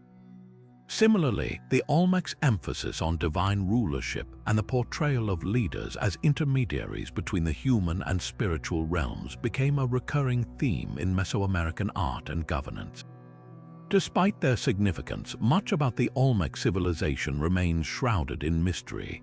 The sudden decline of the Olmecs around 400 BC has puzzled researchers, as has the lack of written records to explain their society in detail. The colossal heads, while providing a glimpse into their world, also raise questions about the identities of the individuals depicted and the specific rituals or beliefs associated with them. Were they meant to honor ancestors, commemorate victories, or serve as warnings to enemies? The answers remain elusive, adding to the enigma of the Olmecs. As we reflect on the cultural and religious significance of the Olmec colossal heads, we are reminded of the profound impact this ancient civilization had on the development of Mesoamerican culture. Their legacy lives on not only in the stone faces that have endured for millennia, but also in the traditions they inspired in the civilizations that followed. With the next phase of our journey in sight, we turn to another mystery, ready to uncover the secrets it holds and the lessons it offers. Now turning to the Shroud of Turin, we delve into the ongoing scientific debates surrounding its authenticity. This ancient linen cloth, believed by some to bear the image of Jesus Christ, has been the subject of intense scrutiny and controversy for centuries. The shroud, which measures approximately 14 feet long and 3.5 feet wide, features a faint, ghostly image of a man with wounds consistent with crucifixion. But is it a genuine relic from the time of Christ or an elaborate medieval forgery? The answer remains hotly contested. One of the most significant controversies surrounding the Shroud of Turin stems from carbon dating tests conducted in the late 1980s. Samples of the cloth were analyzed by 3 independent laboratories, which concluded that the shroud dated to between 1260 and 1390 CE, placing it firmly in the medieval period. These results seem to settle the debate, suggesting the shroud was a clever hoax created during the Middle Ages. However, critics of the carbon dating results have pointed to potential flaws in the testing process. They argue that the samples taken may have been contaminated by centuries of handling, repairs, or exposure to fire, which could have skewed the results. Some researchers have even proposed that the shroud's linen fibers were affected by a unique form of radiation, possibly linked to the resurrection event itself, though this theory remains highly speculative. In addition to the carbon dating controversy, other scientific studies have added layers of complexity to the debate. For example, textile experts have noted that the shroud's weave is consistent with fabrics from the 1st century CE, challenging the medieval dating. Similarly, pollen grains found on the shroud have been linked to plants native to the Middle East, further supporting its ancient origins. Yet, these findings are not universally accepted, and skeptics argue that the evidence is inconclusive or open to interpretation. The image on the shroud itself is another source of mystery. How was it created? Some scientists have suggested that the image could have been formed through a natural process, such as the release of gases from a decomposing body. Others propose that it was produced using early photographic techniques or chemical reactions. However, no definitive explanation has been found, and the shroud's image remains one of the most baffling aspects of this ancient artifact. Despite decades of research, the Shroud of Turin continues to defy easy explanation. Its origins, purpose, and the nature of its image remain shrouded in uncertainty, fueling both scientific curiosity and religious devotion. As we move forward, the shroud stands as a testament to the enduring power of mystery, inviting us to question, explore, and seek answers to the questions it raises. With the next phase of our journey in sight, we turn to another enigma, ready to uncover the secrets it holds and the lessons it offers. Now turning to the Hanging Gardens of Babylon, we explore the intriguing possibility that this legendary wonder of the ancient world might not have been in Babylon at all. For centuries, the gardens have been celebrated as one of the most magnificent creations of antiquity, described as a lush, terraced paradise built by King Nebuchadnezzar II for his queen Amytis. Yet, despite their fame, no definitive archaeological evidence of the gardens has ever been found in Babylon. This absence has led some scholars to propose alternative locations, sparking a fascinating debate about where the gardens might have truly stood. One of the most compelling alternative theories suggests that the Hanging Gardens were actually located in Nineveh, the capital of the Assyrian Empire. This theory is supported by ancient texts and archaeological findings that point to the Assyrian king Sennacherib as the garden's true creator. Sennacherib, who ruled in the early 7th century BCE, left behind detailed inscriptions describing an elaborate system of aqueducts, canals, and terraced gardens in Nineveh. These descriptions bear a striking resemblance to the accounts of the Hanging Gardens, leading some researchers to argue that the gardens were an Assyrian marvel, later misattributed to Babylon.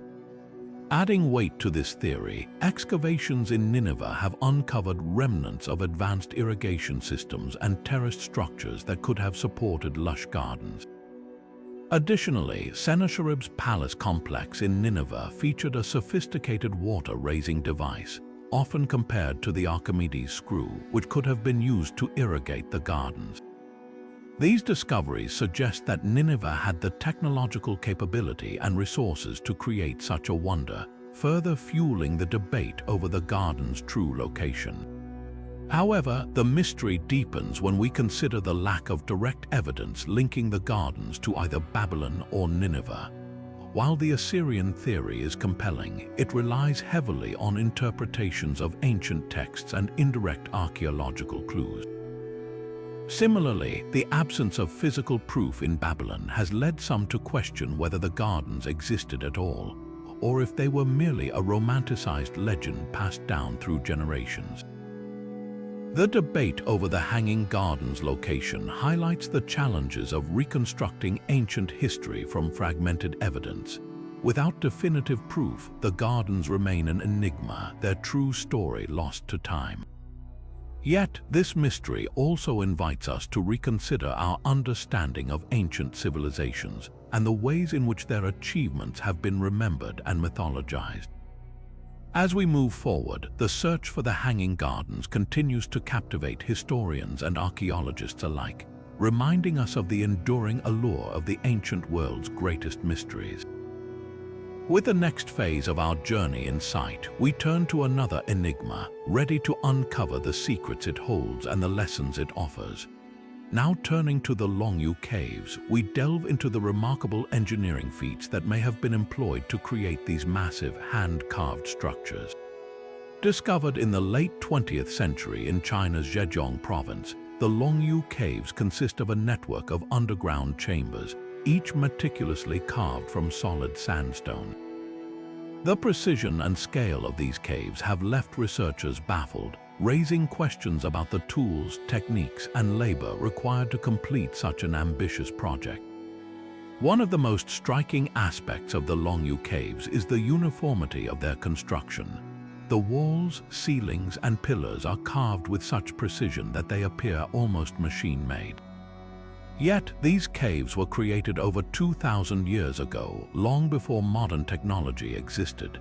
The question of how ancient builders achieved such accuracy remains unanswered.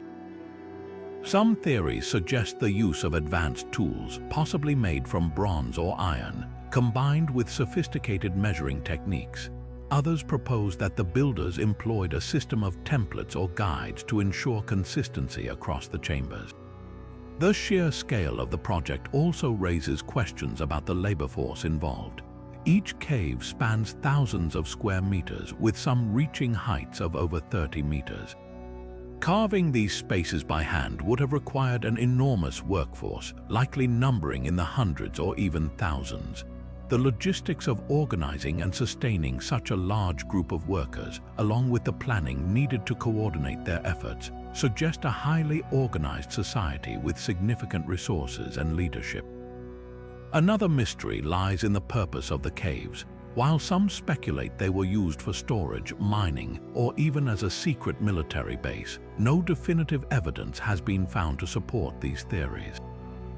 The absence of artifacts or inscriptions within the caves adds to the enigma, leaving their true function open to interpretation. What is clear, however, is that the creation of the Longyou Caves was a monumental undertaking, one that required not only advanced engineering skills but also a clear vision and purpose. The Longyou Caves stand as a testament to the ingenuity and determination of ancient civilizations. Their construction challenges our understanding of what was possible with the technology and knowledge of the time, inviting us to reconsider the capabilities of our ancestors. As we continue to explore these underground marvels, we are reminded of the enduring mysteries that lie beneath the surface, waiting to be uncovered. With the next phase of our journey in sight, we turn to another enigma, ready to unravel its secrets and the lessons it holds. Now turning to the Copper Scroll, we delve into the modern-day treasure hunts it has inspired. Discovered among the Dead Sea Scrolls in the mid-20th century, the Copper Scroll stands out as a unique artifact. Unlike the other scrolls, which contain religious texts, this one lists a series of hidden treasures, including vast quantities of gold, silver, and precious artifacts. Written in a cryptic language, the scroll has sparked countless expeditions and debates over the centuries, as treasure hunters and scholars alike have sought to decode its secrets and locate the riches it describes. One of the greatest challenges in pursuing the treasures listed in the Copper Scroll is the ambiguity of its instructions. The locations mentioned are often vague, referencing landmarks or places that may no longer exist or have changed significantly over time. For example, some entries describe treasures hidden near the ruins of the aqueduct or the Valley of the Fig Tree, leaving modern explorers to piece together clues from ancient geography and archaeology. This has led to a wide range of interpretations, with some theories placing the treasures in modern-day Israel, Jordan, or even further afield. Another obstacle is the ethical dilemma surrounding the search for these treasures. Many of the locations mentioned in the scroll are in politically sensitive or culturally significant areas, raising questions about the impact of excavation and the ownership of any discoveries. Should these treasures be considered part of a nation's heritage, or do they belong to humanity as a whole?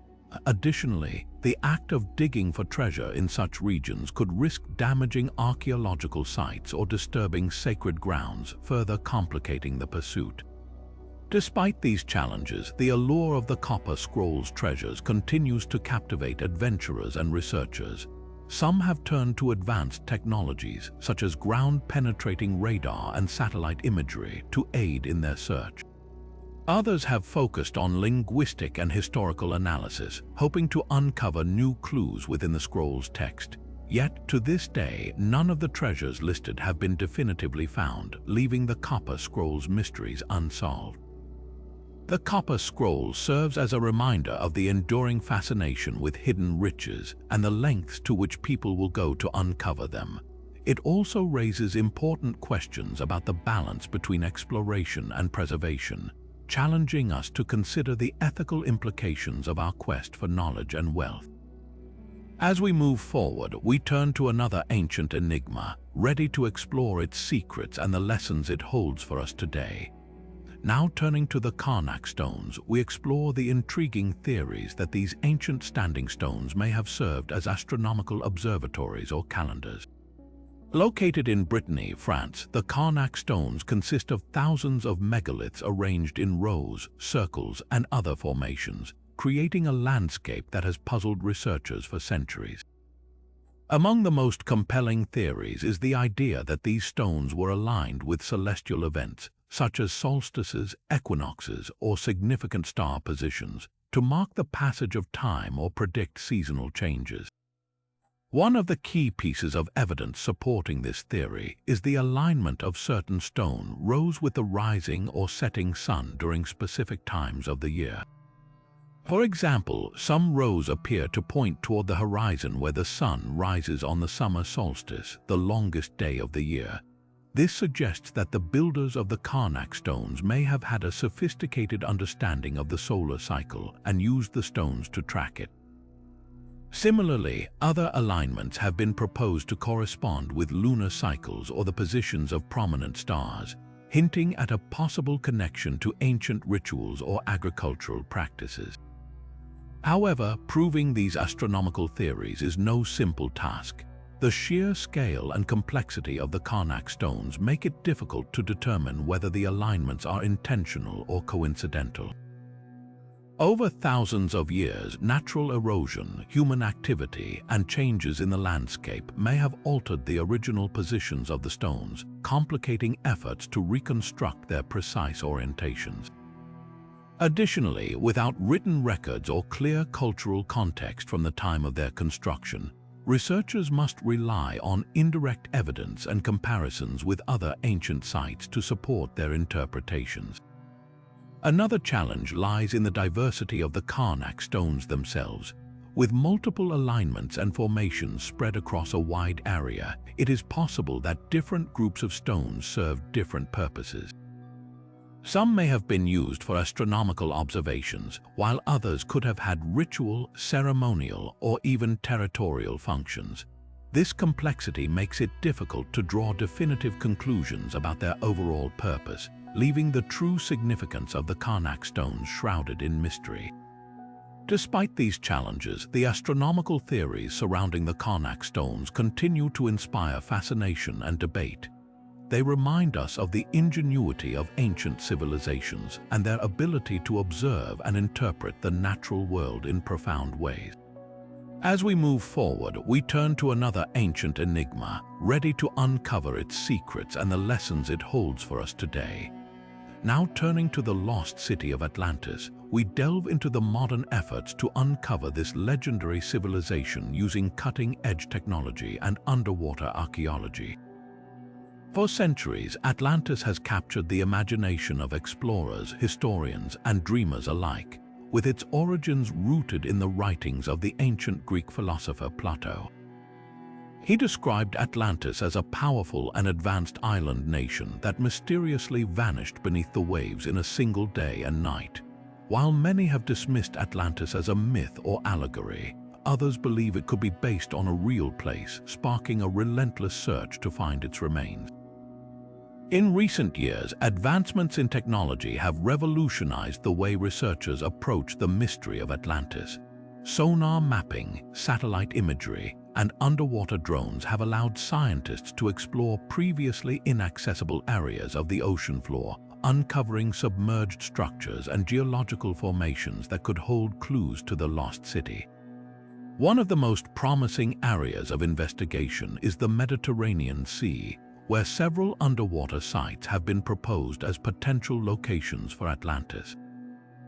For example, off the coast of southern Spain, researchers have discovered a series of concentric rings that resemble Plato's description of Atlantis's capital city. These formations, along with artifacts such as ancient anchors and pottery, suggest the presence of a sophisticated civilization that thrived thousands of years ago. Another intriguing site lies near the island of Santorini in the Aegean Sea. Here, the remnants of the Minoan civilization, which was devastated by a massive volcanic eruption around 1600 BC, have drawn comparisons to Atlantis. The eruption caused widespread destruction and may have inspired the tale of a great city swallowed by the sea. While the Minoan connection remains speculative, it highlights how natural disasters could have shaped ancient myths and legends. Beyond the Mediterranean, other theories point to locations as far-flung as the Caribbean, the Azores, and even Antarctica. In the Bahamas, underwater formations known as the Bimini Road have been proposed as remnants of Atlantis, though skeptics argue they are natural geological features. Similarly, in the Azores, researchers have explored submerged structures that could indicate human activity, but conclusive evidence remains elusive. Despite these tantalizing discoveries, the search for Atlantis is far from over. The challenges of underwater archaeology, such as the vastness of the ocean, the depth of potential sites, and the difficulty of preserving submerged artifacts, make it a daunting task. Moreover, the lack of definitive proof means that Atlantis remains one of history's greatest enigmas. Yet, the search continues, driven by the enduring allure of uncovering a lost civilization that could reshape our understanding of the ancient world. As we move forward, the quest for Atlantis reminds us of humanity's unyielding curiosity and the mysteries that still lie beneath the waves, waiting to be discovered. Now turning to the Antikythera Mechanism, we explore how modern reconstructions have shed light on this ancient marvel and its astonishing capabilities. Discovered in a shipwreck off the coast of the Greek island of Antikythera in the early 20th century, this intricate device has baffled researchers for decades. Initially dismissed as a simple navigational tool, the Antikythera Mechanism is now recognized as one of the most sophisticated pieces of ancient technology ever uncovered. Modern reconstructions of the mechanism, created using advanced imaging techniques and computer modeling, have revealed its true complexity. The device, often referred to as the world's first analog computer, was designed to predict astronomical positions and eclipses with remarkable precision. It featured a series of interlocking bronze gears, some as small as a few millimeters in diameter, which worked together to simulate the movements of the sun, moon, and planets. This level of engineering sophistication challenges our assumptions about the technological capabilities of ancient civilizations. One of the most significant breakthroughs came when researchers used high-resolution X-ray imaging to decipher the inscriptions on the mechanism's surface. These inscriptions provided instructions for its use and detailed the celestial cycles it could track. The reconstructions also revealed that the device could calculate the dates of ancient Greek athletic games, such as the Olympics, adding another layer of cultural significance to its design. The implications of these reconstructions are profound. They suggest that ancient Greek engineers possessed a level of knowledge and skill that rivals, and in some cases surpasses, what was previously thought possible for their time. The Antikythera Mechanism demonstrates a deep understanding of astronomy, mathematics, and mechanical engineering, hinting at a tradition of scientific inquiry that was far more advanced than historians once believed. Moreover, the device raises questions about the transmission of knowledge in the ancient world. How did such advanced technology emerge, and why does it appear to be an isolated example? Some scholars speculate that the Antikythera Mechanism may have been part of a broader tradition of scientific instruments that were lost to history, perhaps destroyed or forgotten during the decline of ancient civilizations. As we continue to study the Antikythera Mechanism and its reconstructions, we gain not only a deeper appreciation for the ingenuity of ancient Greek engineers, but also a humbling reminder of how much remains to be discovered about our past. This remarkable device stands as a testament to humanity's enduring quest to understand the cosmos and our place within it, bridging the gap between ancient wisdom and modern science.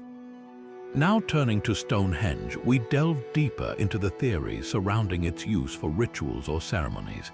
This iconic stone circle, standing on the Salisbury Plain in England, has long been a source of fascination and mystery. While its exact purpose remains debated, evidence from burials, artifacts, and celestial alignments offers intriguing clues about its possible role in ancient rituals. One of the most compelling pieces of evidence comes from the discovery of human remains buried near the site. These burials, some of which date back to the early stages of Stonehenge's construction, suggest that the site may have served as a place of ancestor worship or a sacred burial ground. The presence of cremated remains and grave goods such as pottery and tools further supports the idea that Stonehenge was a site of significant spiritual importance. In addition to burials, artifacts found in and around Stonehenge provide insights into its ceremonial use. Items like antler picks, bone tools, and fragments of pottery have been unearthed, many of which show signs of deliberate placement or ritualistic use. Some researchers believe these artifacts were offerings or tools used in ceremonies, possibly connected to seasonal festivals or rites of passage. The alignment of Stonehenge with celestial events also points to its potential use in rituals.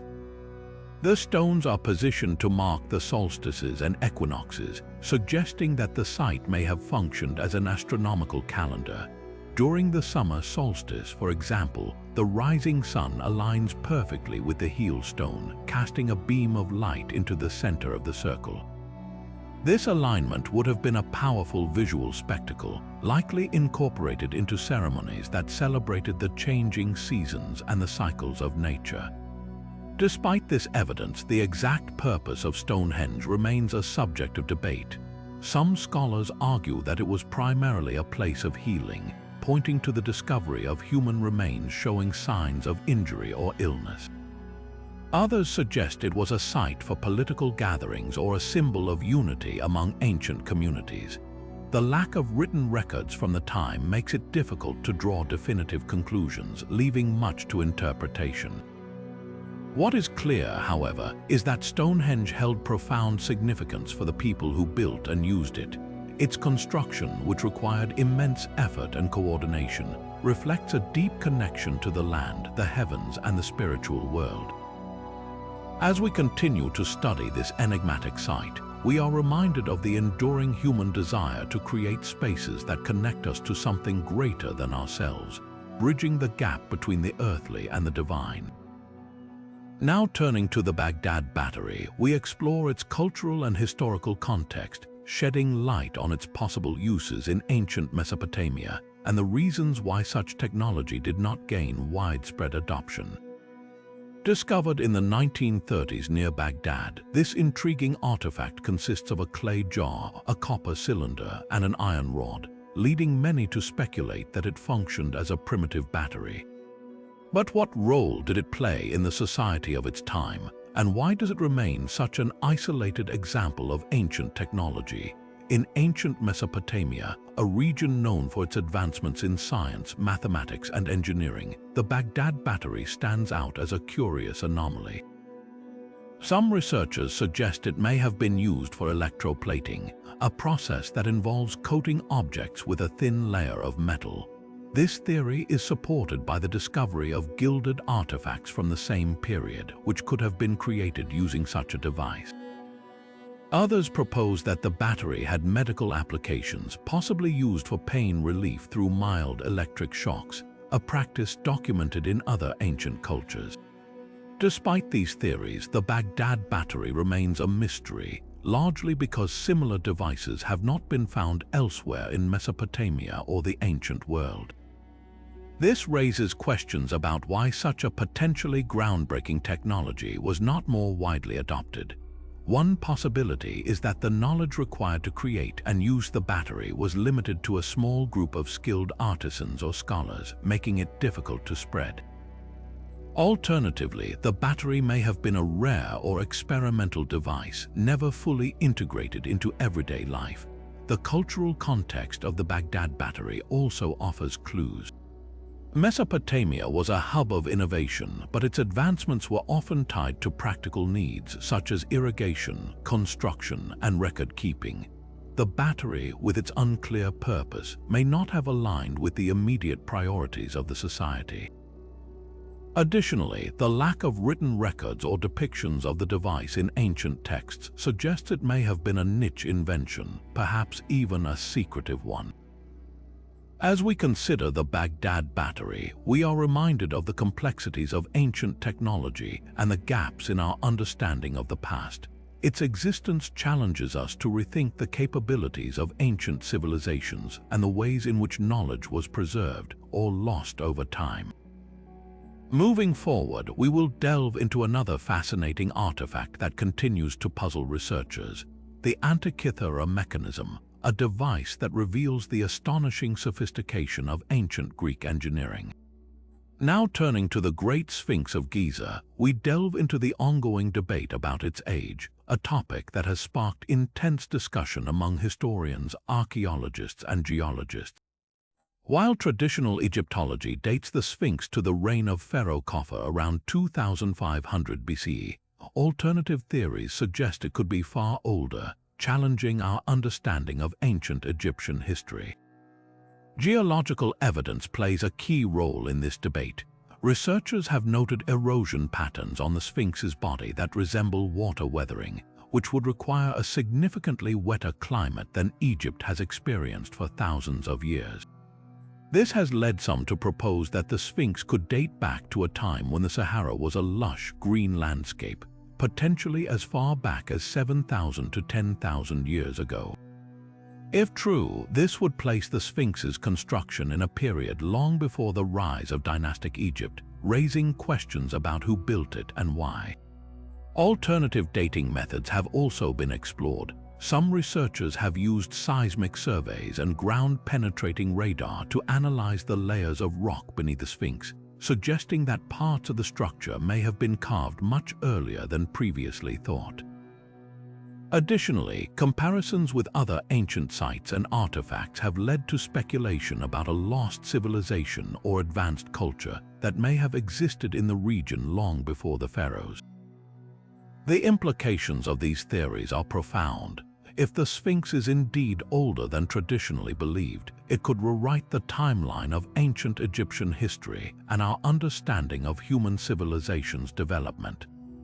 It would suggest that advanced societies existed long before recorded history, leaving behind enigmatic monuments like the Sphinx as their only legacy.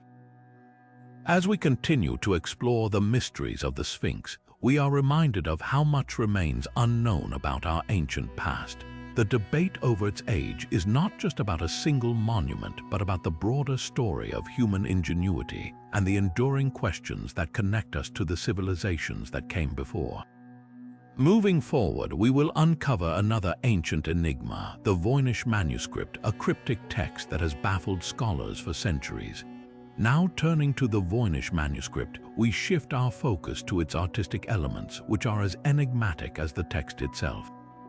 This cryptic manuscript, filled with unknown symbols and bizarre illustrations, has captivated scholars and enthusiasts for centuries. The artwork within its pages is both intricate and perplexing, featuring a mix of botanical drawings, astronomical diagrams, and human-like figures that defy easy interpretation. The botanical illustrations are particularly striking, depicting plants that do not correspond to any known species. Some researchers have speculated that these could be fantastical creations, symbolic representations, or even lost flora from a bygone era.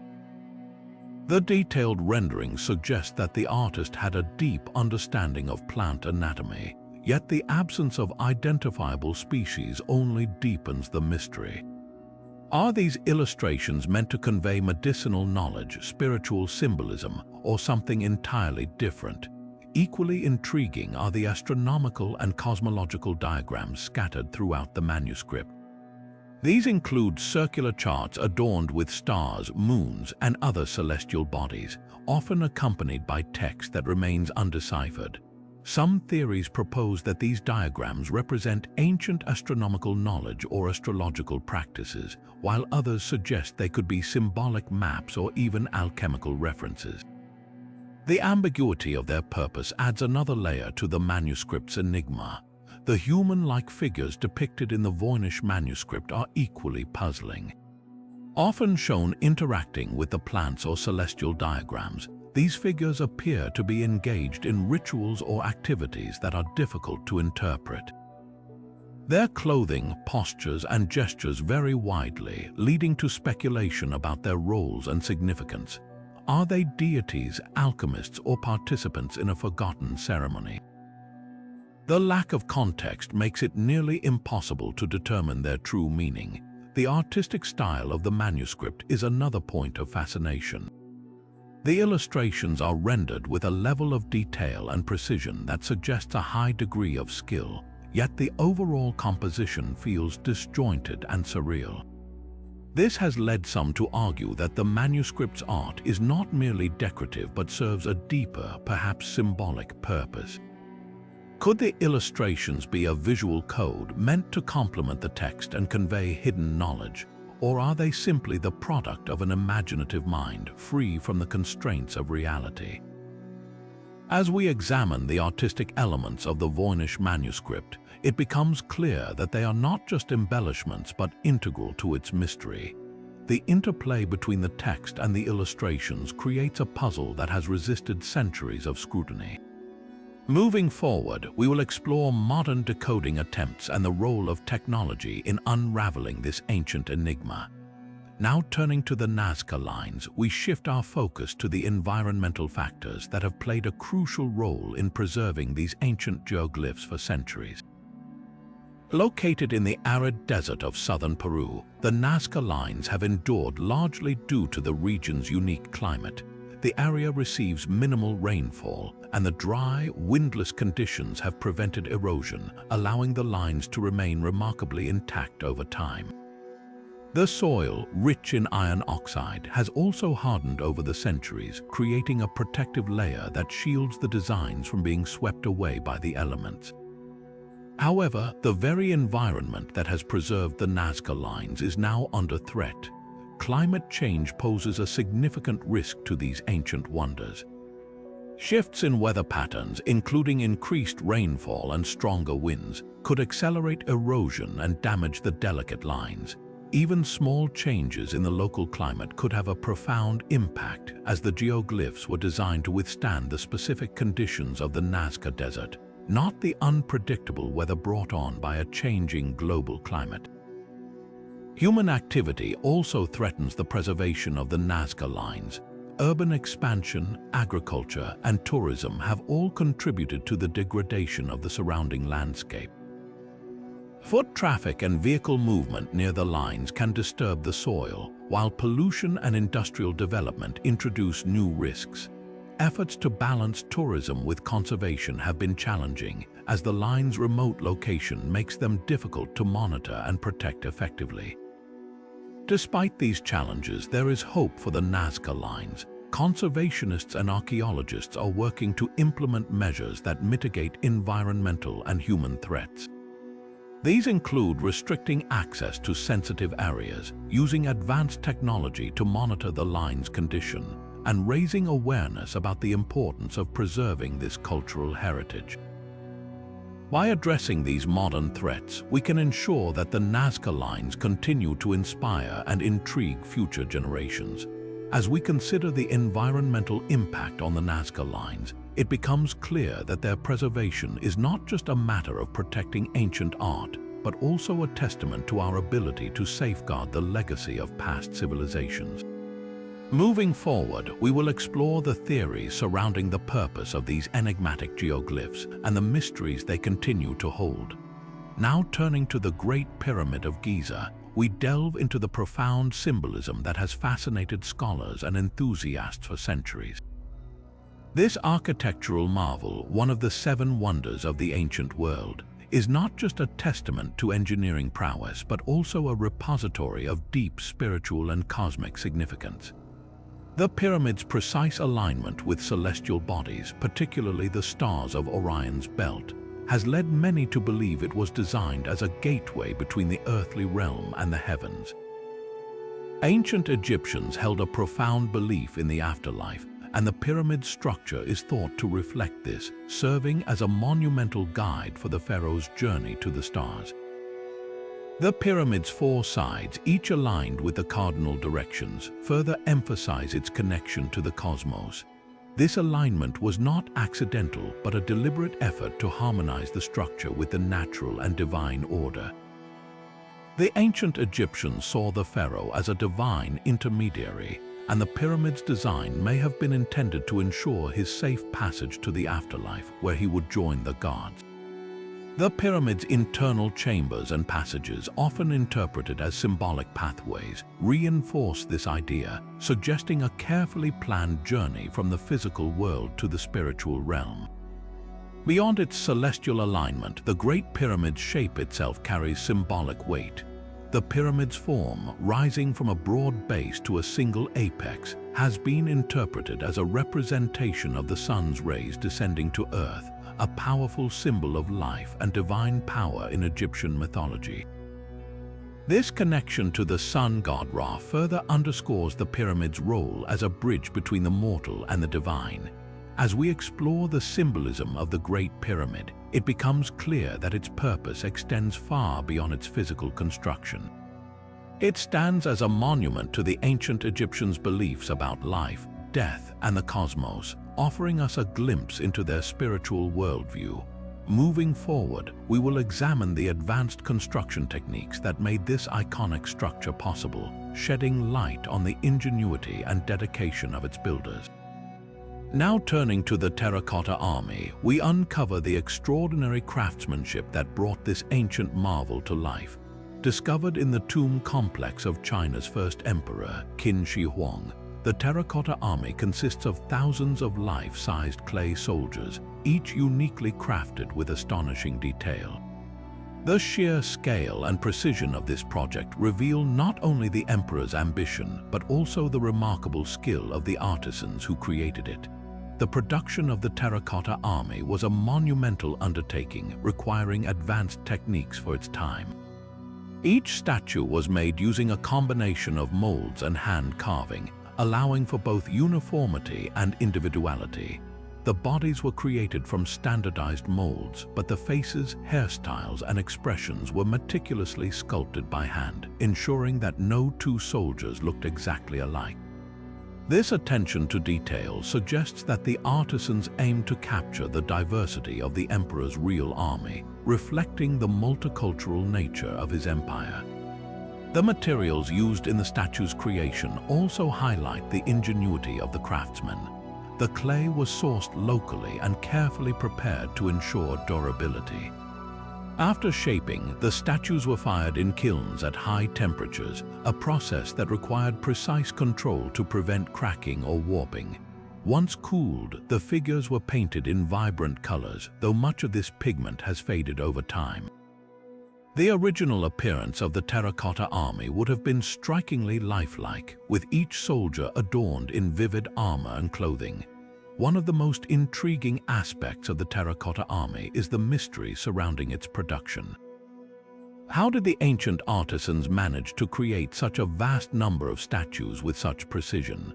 Some theories suggest that the work was divided among specialized workshops, each responsible for different parts of the statues. Others propose that the artisans may have used assembly line techniques, a concept far ahead of its time. The exact methods remain a subject of debate, adding to the enigma of this ancient wonder. The diversity of the statues also raises questions about their purpose. Were they meant to serve as a literal army in the afterlife, or were they symbolic representations of the emperor's power and authority? The inclusion of not only soldiers but also horses, chariots, and even acrobats suggests a complex vision of the afterlife, one that required both protection and entertainment. As we delve into the craftsmanship of the Terracotta Army, we gain a deeper appreciation for the skill and dedication of its creators. This ancient masterpiece stands as a testament to human ingenuity and the enduring legacy of Qin Shi Huang's reign. Moving forward, we will explore the mysteries surrounding the emperor's unopened tomb, a site that may hold even more secrets waiting to be uncovered. Now turning to the Moai of Easter Island, we explore the theories surrounding the collapse of the Rapa Nui civilization and its connection to these iconic stone statues. The Moai, towering figures carved from volcanic rock, are not only a testament to the island's artistic and engineering prowess, but also a symbol of the society's rise and eventual decline. The mystery of how and why this civilization collapsed has puzzled researchers for decades, with theories ranging from environmental degradation to social upheaval.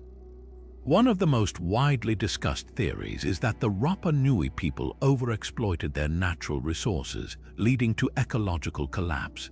The island's once thriving forests were cleared to make way for agriculture and to provide materials for transporting the massive Moai.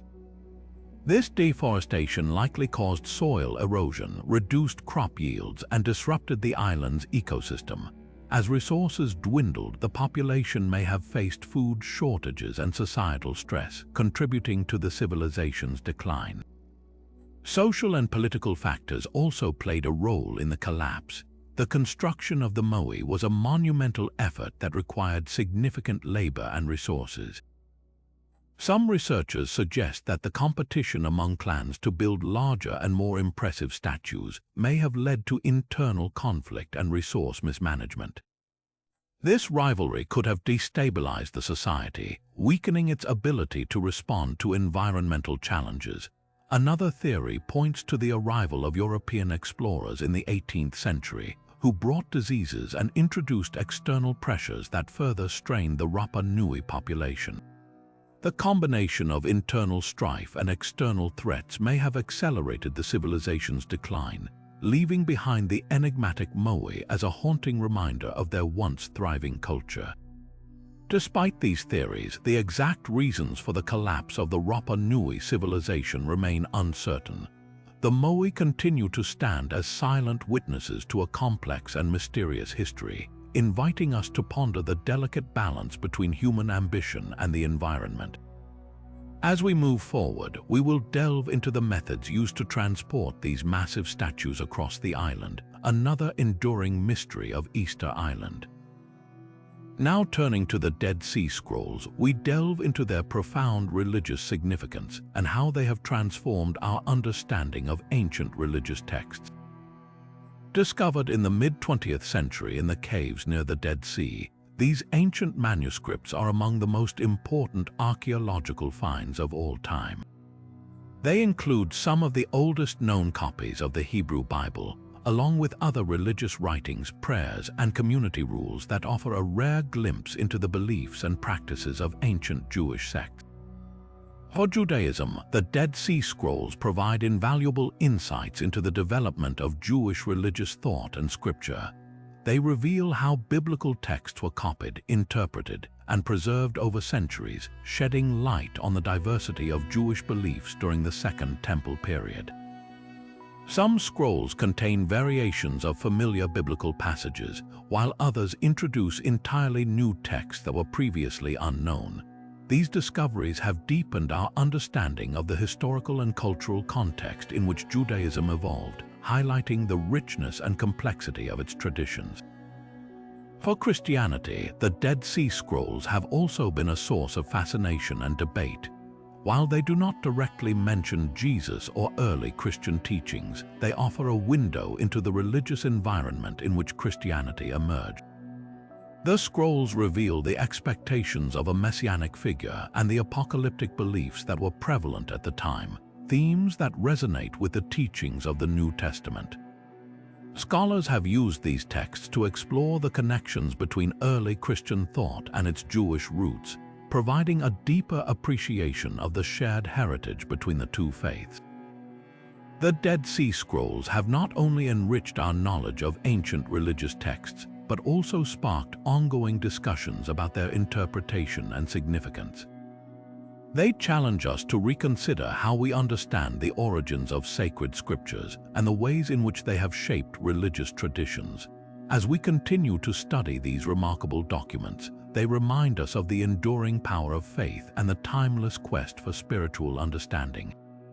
Moving forward, we will explore the mysteries surrounding the authorship and preservation of these ancient manuscripts, another layer of intrigue in their remarkable story. Now turning to the Piri Reis map, we explore the fascinating historical sources that may have contributed to its creation. This ancient map, drawn by the Ottoman admiral and cartographer Piri Reis in the early 16th century, has puzzled historians and scholars for centuries. What makes it particularly intriguing is its depiction of coastlines and landmasses with remarkable accuracy, including areas like the western coast of Africa and the eastern coast of South America. But how did Piri Reis acquire such detailed knowledge, especially at a time when global exploration was still in its infancy? One theory suggests that Piri Reis relied on a combination of ancient and contemporary sources. In his notes, he mentions using maps from the time of Alexander the Great, as well as charts from Portuguese, Spanish, and Arab explorers. These sources, some of which have been lost to history, may have contained advanced geographical knowledge passed down through generations. The inclusion of such diverse materials hints at a rich exchange of information between civilizations, showcasing the interconnectedness of ancient seafaring cultures. Another compelling aspect of the Piri Reis map is its depiction of Antarctica, or at least a landmass that resembles it, long before the continent was officially discovered. Some researchers argue that this could indicate the use of even older maps, possibly from ancient civilizations that had knowledge of the southern hemisphere. While this idea remains controversial, it raises questions about the extent of ancient maritime exploration and the possibility of lost technologies or forgotten voyages. The implications of the Piri Reis map for our understanding of global exploration are profound. It challenges the conventional narrative that European explorers were the first to chart the world in detail. Instead, it suggests that earlier civilizations may have possessed advanced navigational skills and geographical knowledge, which were later incorporated into maps like this one. This map serves as a reminder that history is often more complex than it appears, and that the achievements of ancient seafarers may have been far greater than we currently understand.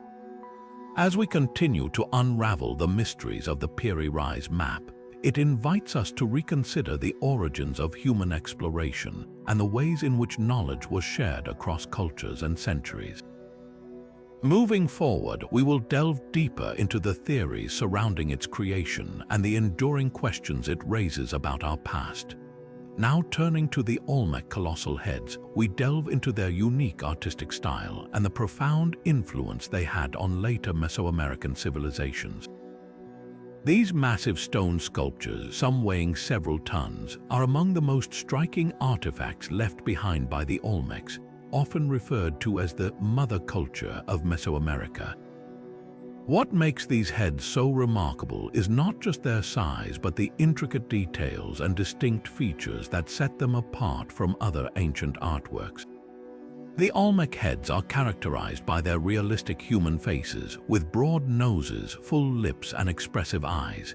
Each head appears to depict a specific individual, possibly a ruler or a person of great importance, given the level of craftsmanship and the resources required to create them.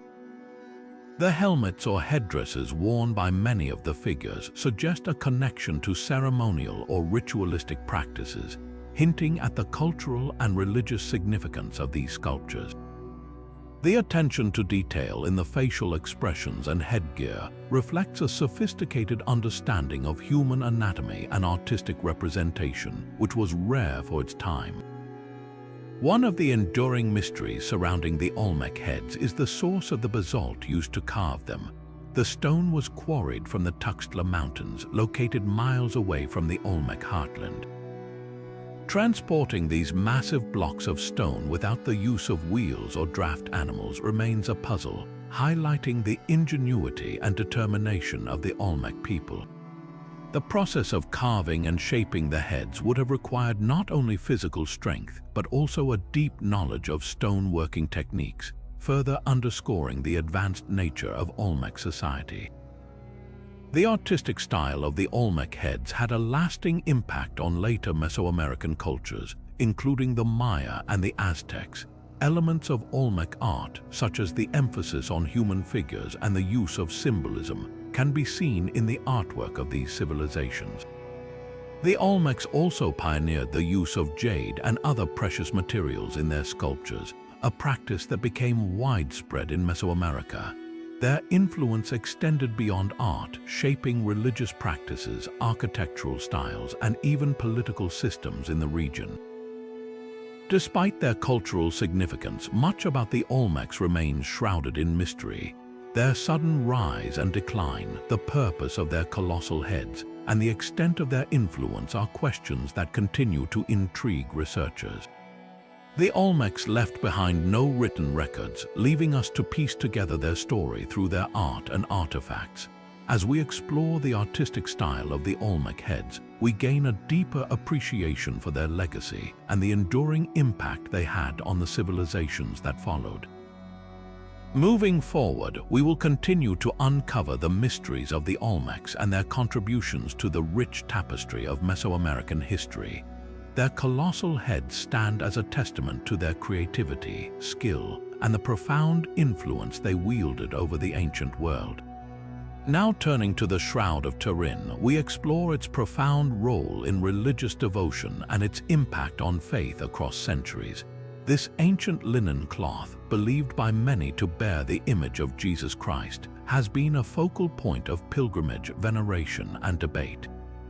For millions of believers, the shroud is not just an artifact but a sacred relic that connects them to the divine, embodying the suffering and resurrection of Christ.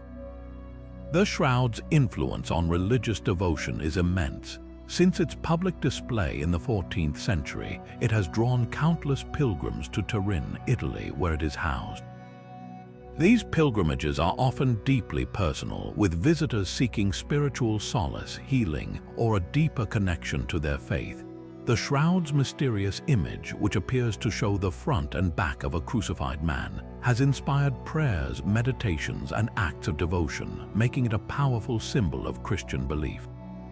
However, the shroud's veneration is not without controversy. skeptics argue that it is a medieval forgery, pointing to carbon dating tests conducted in the late 20th century that suggested it originated in the Middle Ages.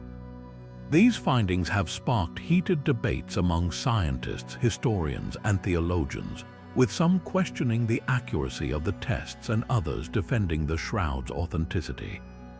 Despite these disputes, the shroud continues to hold a significant place in the hearts of the faithful, who view it as a tangible link to the life and death of Jesus. The shroud's impact extends beyond individual devotion, influencing art, literature, and even scientific inquiry. Its enigmatic image has been studied using advanced technologies, from high-resolution photography to three-dimensional imaging, in attempts to unravel its secrets. These studies have only deepened the mystery, as no definitive explanation for the image's creation has been found. For believers, this lack of explanation reinforces the shroud's miraculous nature, while for others it remains an unsolved puzzle. The controversies surrounding the shroud have also shaped its role in religious discourse. Some view it as a tool for evangelization, drawing people to Christianity through its compelling story. Others see it as a distraction, arguing that faith should not rely on physical evidence. Yet, regardless of one's perspective, the Shroud of Turin undeniably holds a unique place in the intersection of faith, history, and science.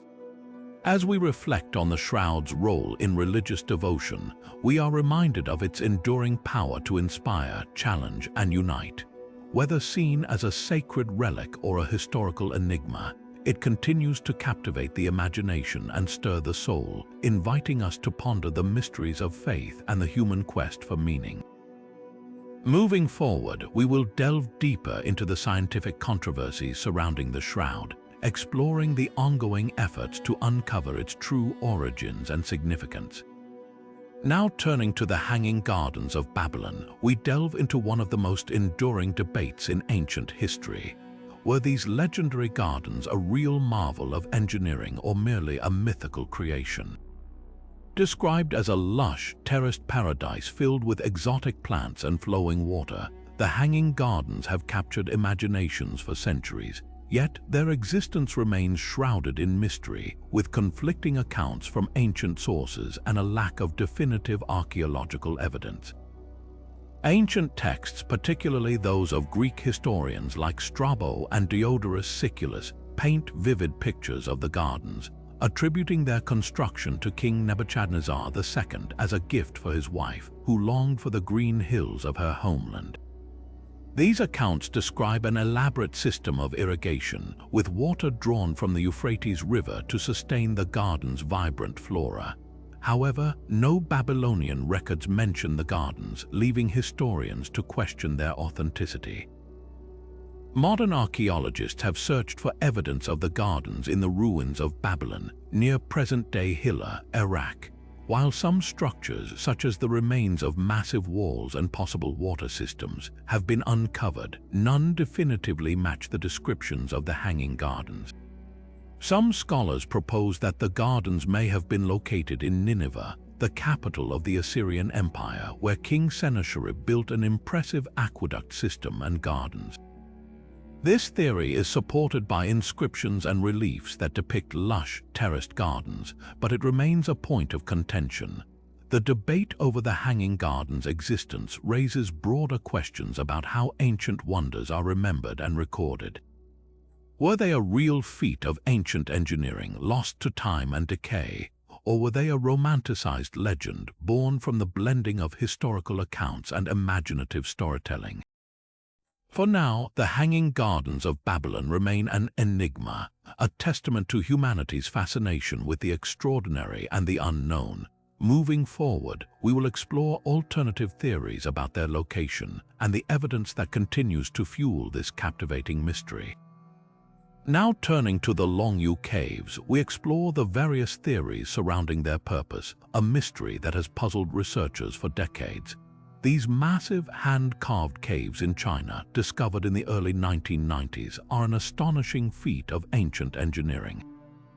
Stretching over 30,000 square meters, the caves feature intricate carvings, pillars, and staircases, all meticulously crafted from solid rock. Yet, despite their grandeur, their true purpose remains elusive. One prominent theory suggests that the Longyou caves were used for storage. Given their vast size and the presence of chambers that could house large quantities of goods, some researchers believe they served as a repository for grain, weapons, or other valuable resources. This idea aligns with historical practices in ancient China, where underground storage was common to protect supplies from theft or natural disasters. However, no evidence of stored items has been found within the caves, leaving this theory unproven. Another possibility is that the caves were used for mining. The precision of the carvings and the sheer scale of the excavation suggest that the builders had advanced knowledge of stone-cutting techniques. Some speculate that the caves were created to extract a specific type of stone or mineral, though no traces of mining activity, such as tool marks or discarded materials, have been discovered. This lack of evidence makes the mining theory difficult to substantiate. A third theory proposes that the Longyou caves had a ceremonial or religious purpose. The intricate designs and the effort invested in their construction hint at a site of great significance, possibly used for rituals or as a sacred space. The alignment of certain features with natural elements such as water channels further supports this idea. Yet, without inscriptions, artifacts, or other cultural clues, it is challenging to confirm this theory. Proving any of these theories is complicated by the absence of written records or direct evidence linking the caves to a specific function. The Longyou caves are not mentioned in any known historical texts, and their creators remain unidentified. Additionally, the cave's remote location and the passage of time have erased many potential clues, leaving researchers to rely on speculation and indirect evidence.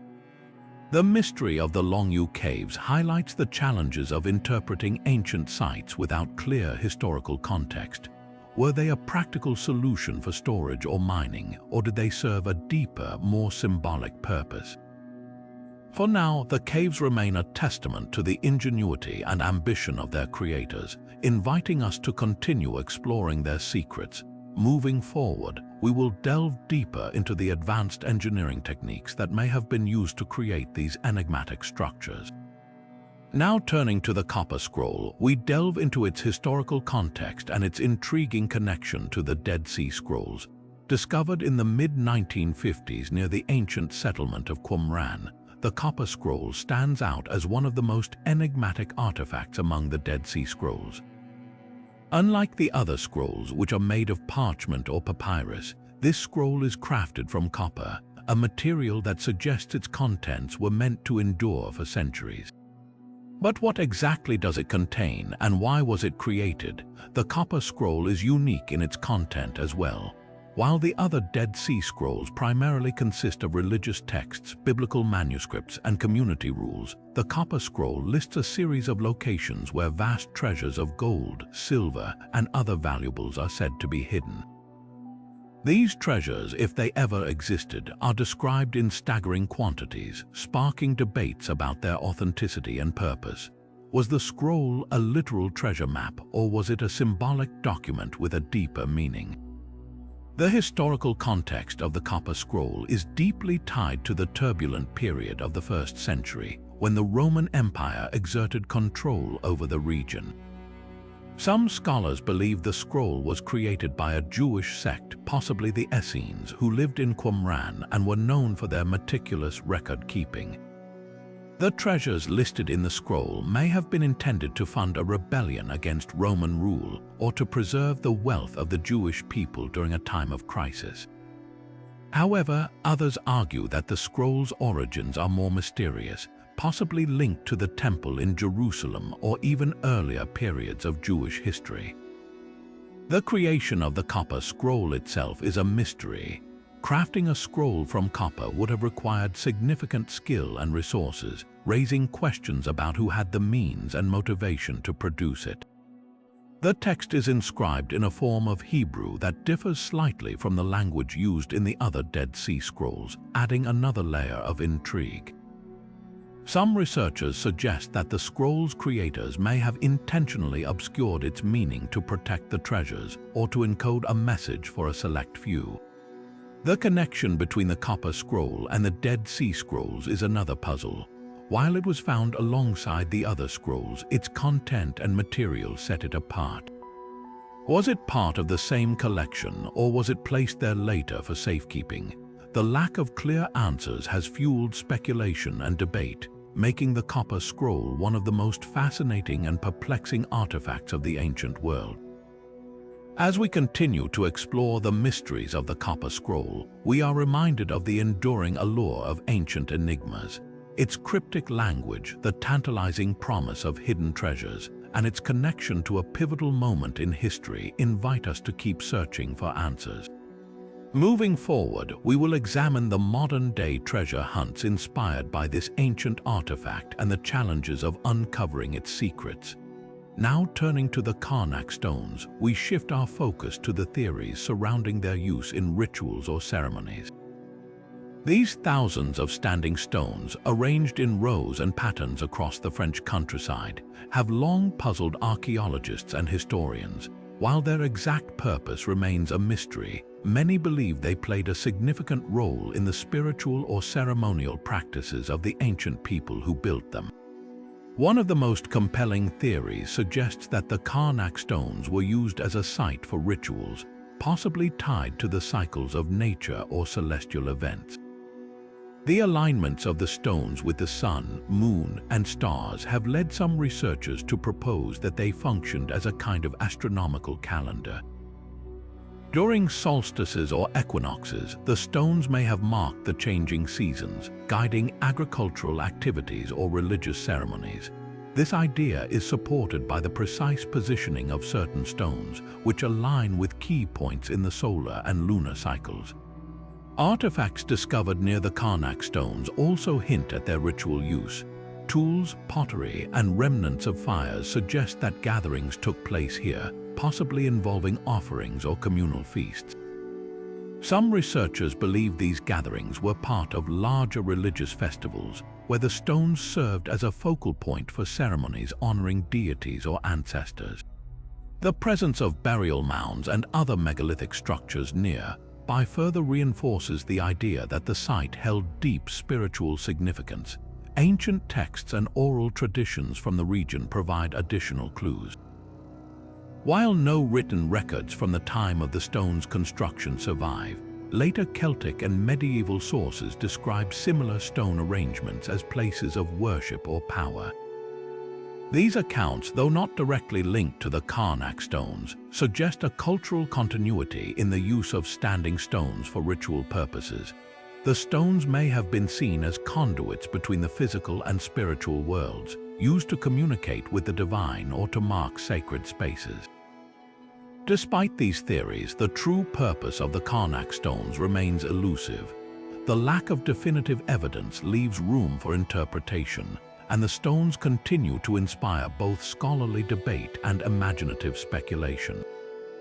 Were they a place of worship, a celestial observatory, or something else entirely? As we explore these possibilities, we are reminded of the enduring mystery and fascination surrounding these ancient monuments. Moving forward, we will delve deeper into the cultural and historical context of the Karnak stones, examining how they fit into the broader tapestry of ancient civilizations. Now turning to the conclusion of our journey through 50 unsolved mysteries from ancient civilizations, we reflect on the incredible stories, artifacts, and sites that have captivated humanity for centuries. From the enigmatic Nazca Lines to the baffling Antikythera Mechanism, each mystery offers a glimpse into the ingenuity, beliefs, and challenges of our ancestors. These puzzles remind us that despite our advancements, there is still so much we don't know about the past. The enduring allure of these mysteries lies not just in their unanswered questions, but in the way they inspire us to keep exploring, questioning, and imagining. As we wrap up, we invite you to share your thoughts in the comments below. Which of these mysteries fascinates you the most? Do you have a theory about the Karnak stones, the Great Pyramid, or the Voynich Manuscript? Let's keep the conversation going. If you enjoyed this deep dive into history's greatest enigmas, don't forget to subscribe and hit the notification bell for more explorations into the unknown. Together, we can uncover the secrets of the past and continue to marvel at the wonders left behind by ancient civilizations. Thank you for joining us on this journey, and we'll see you in the next video.